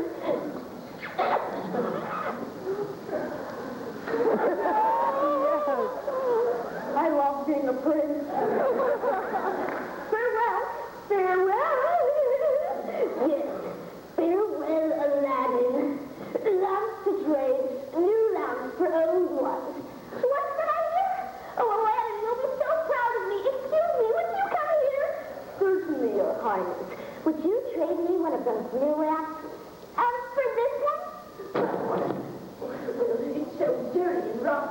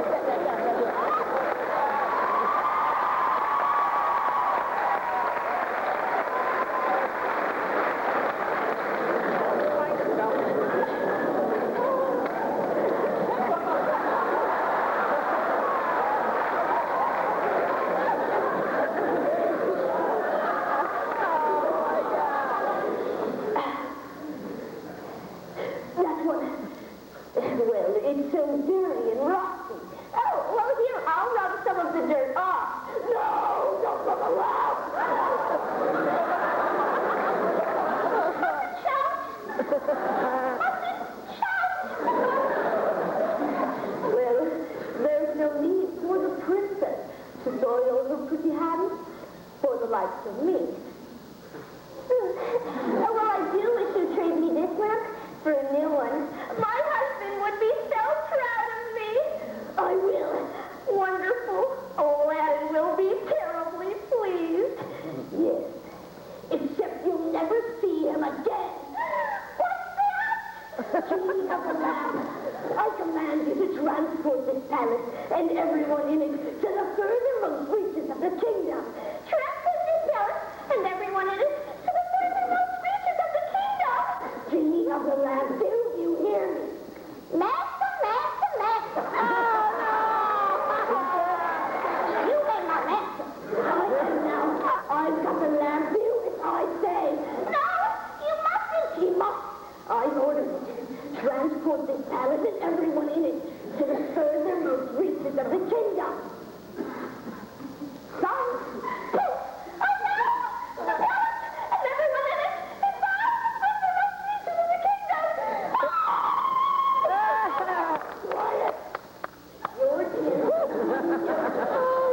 Now that I've got the lamp, you're in my power forever. And if I want to shout, I will shout. Nothing shout. Where's Colette? Where's Colette? Aha! Here you are. Well, hello, Father. You wish to join the hunt? Yes, and I suggest that we hunt for the princess. Why? Because he's dead. What? Yes. Yes. And I demand that you find her at once. Oh, but most noble Sultan, how can you be sure that the princess has vanished? Have you searched the palace? That's impossible! The palace has disappeared too, and you should know, because you did it. I'll give you 1 hour. 1 hour to work this magic. 1 hour or your head. 1 hour? And who knows what happened to my dear princess? And how could anyone make a palace disappear? It would take a genie to do that. A genie? Well, I'll let someone else have my lamp. The good thing I have my ring genie with me. Here! Genie! Listen, we have got to go wherever the princess is. Can you find her? Ooh, that might take some time. But I've only got 1 hour. Oh, I'll be beheaded. They can't behead you with. You're not there. That's not the point. It's the princess I'm thinking of. She is in great danger. It may even be too late. Come on, we have got to search everywhere, even to the furthermost reaches of the kingdom. You're the master. I've got the lamp. Finally, I have got the lamp. This would be a good time to use those potions that Dartana gave me. Well, this one will render him unconscious. Here, some refreshment. What is it? Taste it. No, you taste it. I don't care for anything. Sit. No!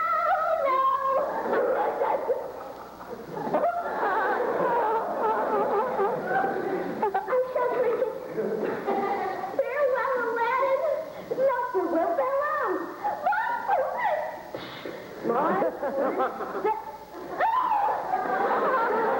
Aladdin, please stop your lamp.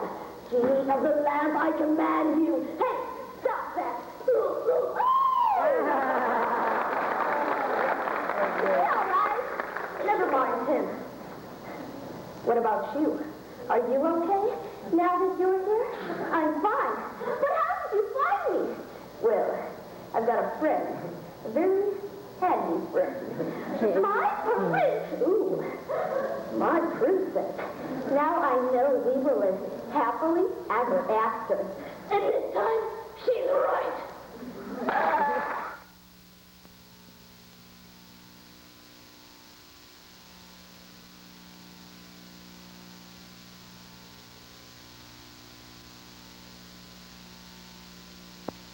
For developments in the Whitewater probe, and some snow is headed our way.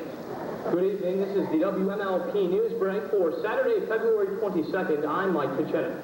This news break is brought to you by Railback Renewal Batteries. Keep up with the times, time after time. Topping the international news this evening, Peru has prolonged a state of emergency around the besieged Japanese ambassador's residence in Lima, where Marxist rebels are holding 72 VIP hostages. The government also prolonged the state of emergency in traditional hotbeds of guerrilla activity. A decree in a daily newspaper said the measures were needed to keep peace. At the residence on Friday, there was a calm atmosphere after Thursday's apparent breakthrough in talks between the government and the rebels aimed at finding a bloodless solution to the crisis. Allegations of wrongdoing in Israel. During questioning this week about a government corruption scandal, police cautioned Israeli Prime Minister Benjamin Netanyahu that his answers might be used against him in court. The Prime Minister's office refused to comment on the report. A legal analyst said that if the reports were true, it appeared to be the first time that police questioned an Israeli prime minister under caution. Police questioned Netanyahu for 4 hours on Tuesday about alleged corruptions in the short-lived appointment of lawyer Ron Bar-On as Attorney General. News from Capitol Hill. Whitewater prosecutor Kenneth Starr has reversed his decision to leave the investigation involving President Clinton and his wife. Bowing to criticism over his plan to become a dean at Pepperdine University this summer, Starr changed his mind and said he's putting the career change on hold. Starr told reporters his decision to leave the Whitewater Post was unwise. The earlier announcement that he was leaving sparked speculation he had not developed enough evidence to bring charges against the Clintons. Deliberations continue in the DuPont murder case. Jurors in that case will begin a 5th day of deliberations today. Prosecutors say the jury asked again yesterday to hear the definition of first-degree murder under Pennsylvania law. DuPont is charged with first- and third-degree murder, as well as voluntary manslaughter in the 1996 killing of Olympic champion wrestler David Schultz. DuPont's lawyers have conceded the heir to the chemical fortune killed Schultz and are seeking a verdict of not guilty by reason of insanity. A downstate man may get a new trial. A 27-year-old man convicted of the 1995 murder of a 2-year-old Taylorville girl should know in a few weeks when he'll get his new trial. Roger Clay was convicted of slaying Tiffany Karen in October of 1995, but a Christian County judge ordered a new trial after it was discovered a county jailer had discussed the case with a juror during that trial. Traders in Chicago have a new home. Trading is underway on the new $182 million expanded floor of the Chicago Board of Trade. The 60,000 square foot floor is big enough to hold 8,000 people or to park a 747 jumbo jet. The floor has 10 trading pits, improved sightlines, and state-of-the-art electronics and communications. Despite moving to a new home, traders are retaining their 150-year-old open outcry system of shouting and hand signs to make trades. How did the Chicago Bulls do last night? I'll tell you that and weather after this word from Railback. Introducing the best performing battery system in all of creation. New Railback Renewal. The alkaline battery that's reusable 25 times or more. Renewal is a breakthrough in technology that gives you long life alkaline power. Not just once, but time after time. In your portable stereo, one set of Renewal reusable alkaline batteries lets you play about 100 hours worth of CDs. Comparable to just 8 hours from the set of the best alkaline batteries. They come ready to use and hold their charge and storage for up to 5 years. Railback Renewal batteries. Keep up with the time after time. From the sports page, the Minnesota Vikings reportedly have cut loose 8-time Pro Bowl quarterback Warren Moon. ESPN says the move comes less than 4 months after the Vikings signed the 40-year-old to a 3-year, $15 million contract extension. Moon's departure from the Vikings seemed inevitable since December, when the team signed quarterback Brad Johnson to a 4-year, $15 million contract. In the NBA last night, Chicago edged out Washington 103-99. Atlanta stunned Houston 76-74, and the Lakers smashed Vancouver 99-91. And finally, here is the WMLP Metro weather forecast. Today we'll have clear skies with a high about 30. On Sunday, cloudy skies are likely with a high of around 30 as well. And on Monday and Tuesday, we should expect some snow showers with highs ranging in the 30s. This has been the WMLP News Break for Saturday, February 22nd, 1997. I'm Mike Pachenik. This news break has been brought to you by Railback Renewal Batteries. Keep up with the time after time. Thanks for listening, and have a nice evening.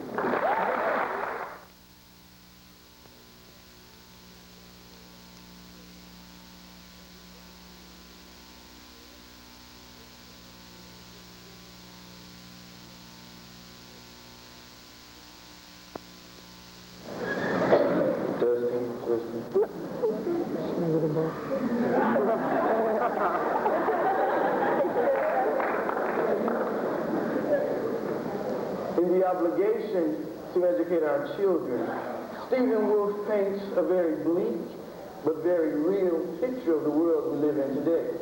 He does, however, see hope for a change.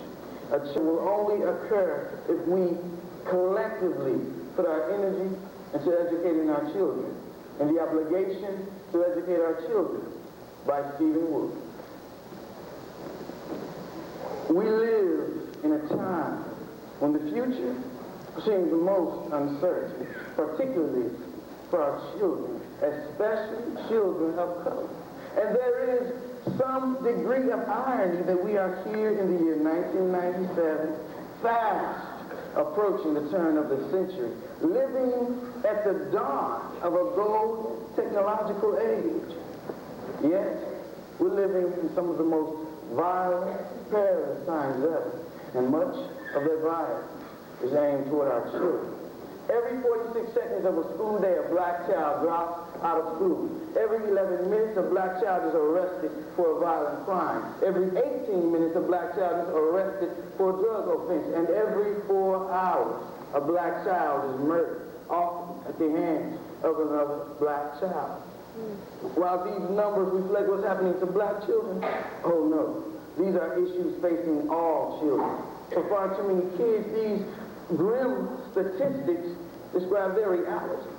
These children are not concerned about, I wonder what I want to be when I grow up.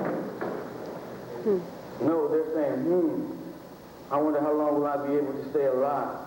If we don't have the will to solve these problems, who does? If we don't want to solve these problems, who else will? We must prepare our children for the future so that they can achieve their hopes and their dreams. Unfortunately, for many of our young kids today, the education system has failed. The challenge is to help them see opportunity for themselves and then keep them engaged with learning long enough to be prepared. Opportunity is an empty promise, and we must not let our children's education become an empty promise. Because if we fail to educate our children, we all fail. Why? Because we all will pay that price. You see, education prepares young people to take advantage of the opportunities that they will meet in life. Now that seems simple and self-evident, doesn't it? But for many of our young kids today, it sounds just like a cruel joke. The opportunity to go to college, the opportunity to find a meaningful job is so remote from their own experience that it might as well not exist. And why prepare for non-existent opportunity when the streets offer plenty of opportunity? And it requires a lot less preparation. I believe that the children are the future. Yet they are being pressured to live in the most present tense civilization that the world has ever known at increasingly younger and younger ages. They are being exposed to adult experiences, violence, sexuality, drugs, intolerance. Yet they are getting fewer and fewer of the experiences that they need to succeed as adults. Reading, writing, math, critical thinking. The fact is, we are losing the battle.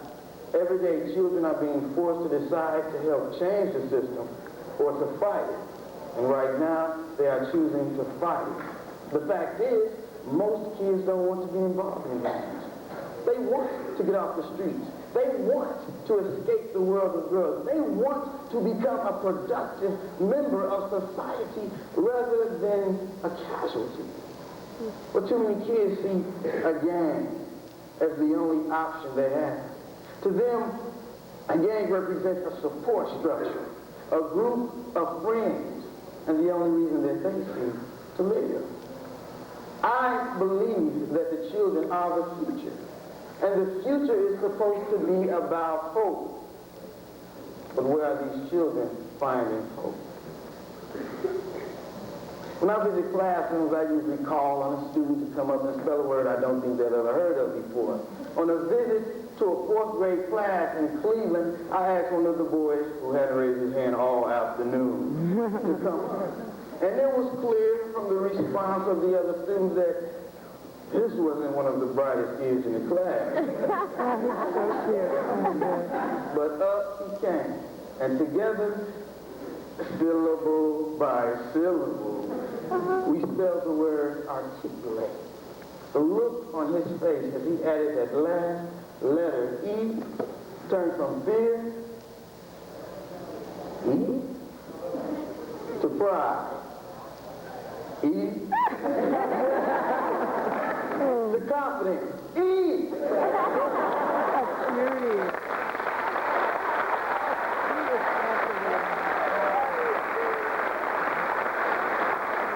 I've never seen a more powerful reminder that if you give children the opportunity and the tools, you're giving them the means to succeed. You're giving them the means to achieve. You are giving them hope. And what can you do as an individual? What can you do as an individual? Make a commitment to work with children. Not just to develop their hook shots or their throwing arms. That's fine. But also develop their reading skills, their writing skills. Insist that children take school seriously. Then encourage them, reward them, and please, please praise their academic accomplishments. Because we don't need proclamations or policy changes from the government. Really, we don't. What we need is everyday, ordinary people like you and me who recognize our self-interest in a society that offers true opportunity for all. Robert F. Kennedy once said that each time a man stands up for an idea or tries to improve the lot of others or strike out against injustice, he sends forth a tiny ripple of hope, crossing each other from a million different centers of energy and daring. These ripples can build a current that can sweep down the mightiest wall of oppression and resistance. My challenge for you all today is to exercise your responsibility for our children. Choose a school. Choose auditorium. But choose a child and make some ripples of hope of your own.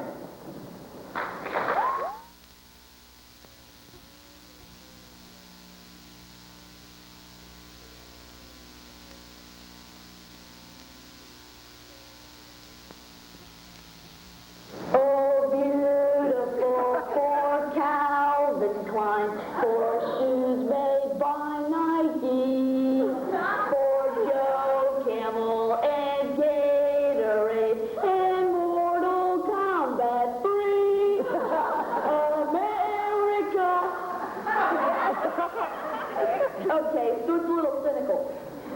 And off key.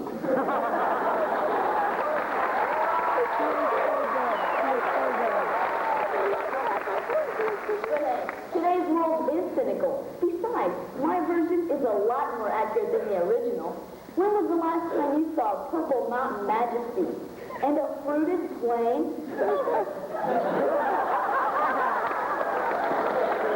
I've never flown with Dennis Rodman.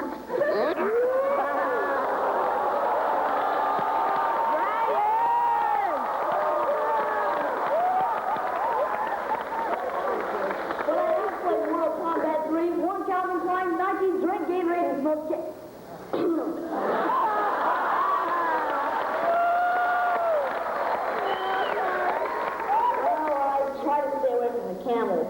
They stunt your growth, you know.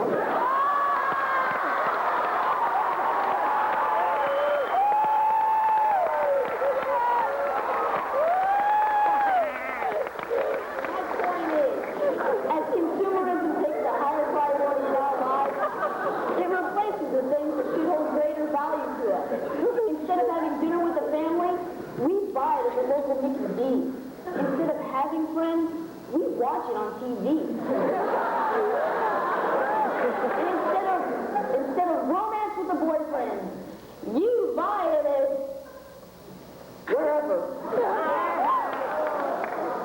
In other words, we're overlooking America the Beautiful in favor of buying America the Advertised. Or to paraphrase David Denny, Yankees. In the New Yorker of July 15, 1996, children are shaped by the media as consumers before they've had a chance to develop their souls. Whoa. Now that's a pretty strong comment, and one that I think we, the consumer education class, need to take notice of. And that's why I'm here today. As the only member of the student body to pass the state of Illinois consumer education proficiency test.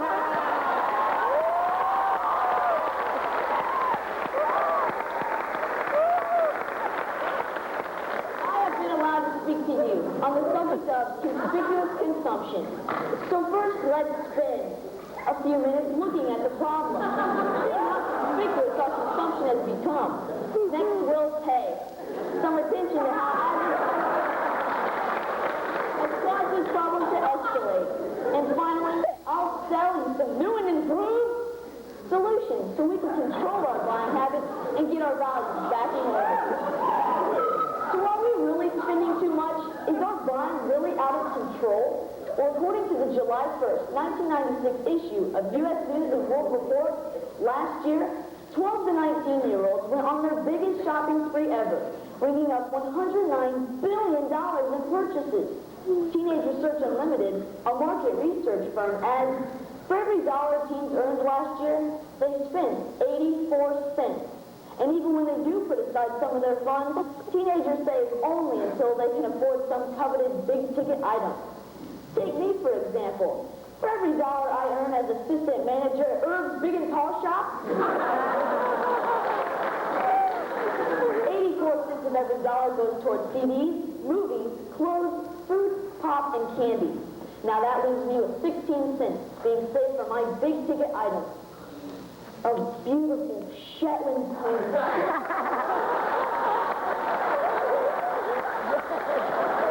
Shiny silver saddle.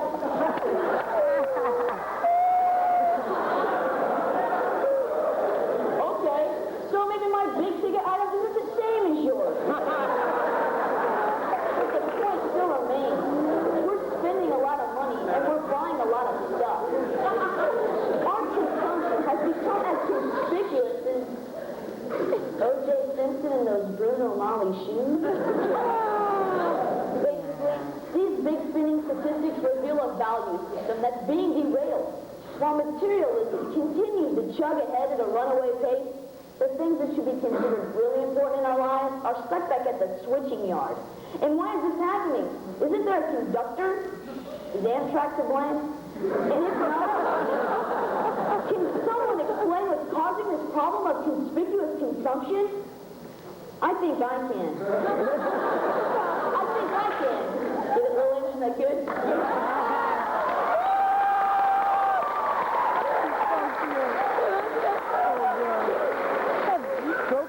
Part of the reason why we're spending so much is because of peer pressure. I mean, if Timmy and Skippy have 36 Beanie Babies, why you've got to have 36 Beanie Babies too?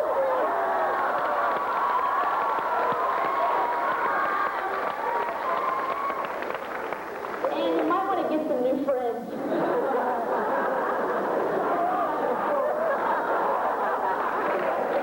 Common sense tells us that vanity is also part of the cause. But that's when you leave Timmy and Skippy behind and you graduate from Beanie Babies and move on to precious moments.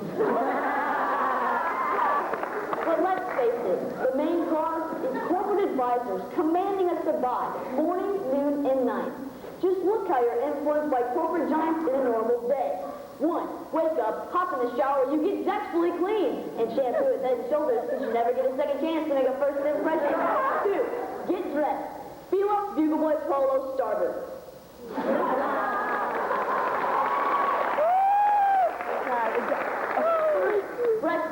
Breakfast, Wheaties, because you're a champion. Kind of dry, got milk, and what to drink?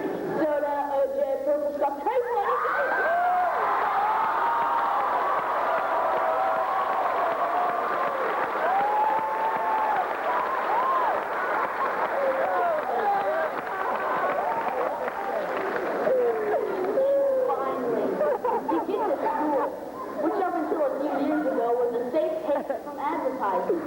But not anymore. According to a 1995 report by Consumers Union, many of America's 43 million school-aged children are being bombarded by a growing number of subliminal messages in the classroom.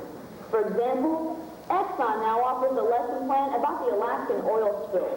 And in California, students have learned from the Pacific Lumber Company that the great American forest is renewable forever. No wonder Nelson Canton, spokesman for the National Education Association, says it's a corporate takeover of our schools. And if they're having this big of an influence in our schools, you already know how they affect us after school, in the car, on billboards, on the radio, at home, over supper and magazines. You get the idea. Now that we understand the cause, let's come up with some solutions. Start off by isolating yourself from all advertising. Paint your windows black, quit school, get a tutor, and don't even talk to your friends. Hey, you're just a helpless little kid. And while some adults may agree with that, you and I know better. I was using that goofy solution to make a serious point, which brings me to my real solution. Think critically about your buying habits. For example, before you buy those Guess jeans, ask yourself, do I like these because they are a fair price product? All my cool friends wear Guess. Next, ask yourself, am I thinking about value or vanity? Trying to separate myself from the Wrangler and Levi crowd.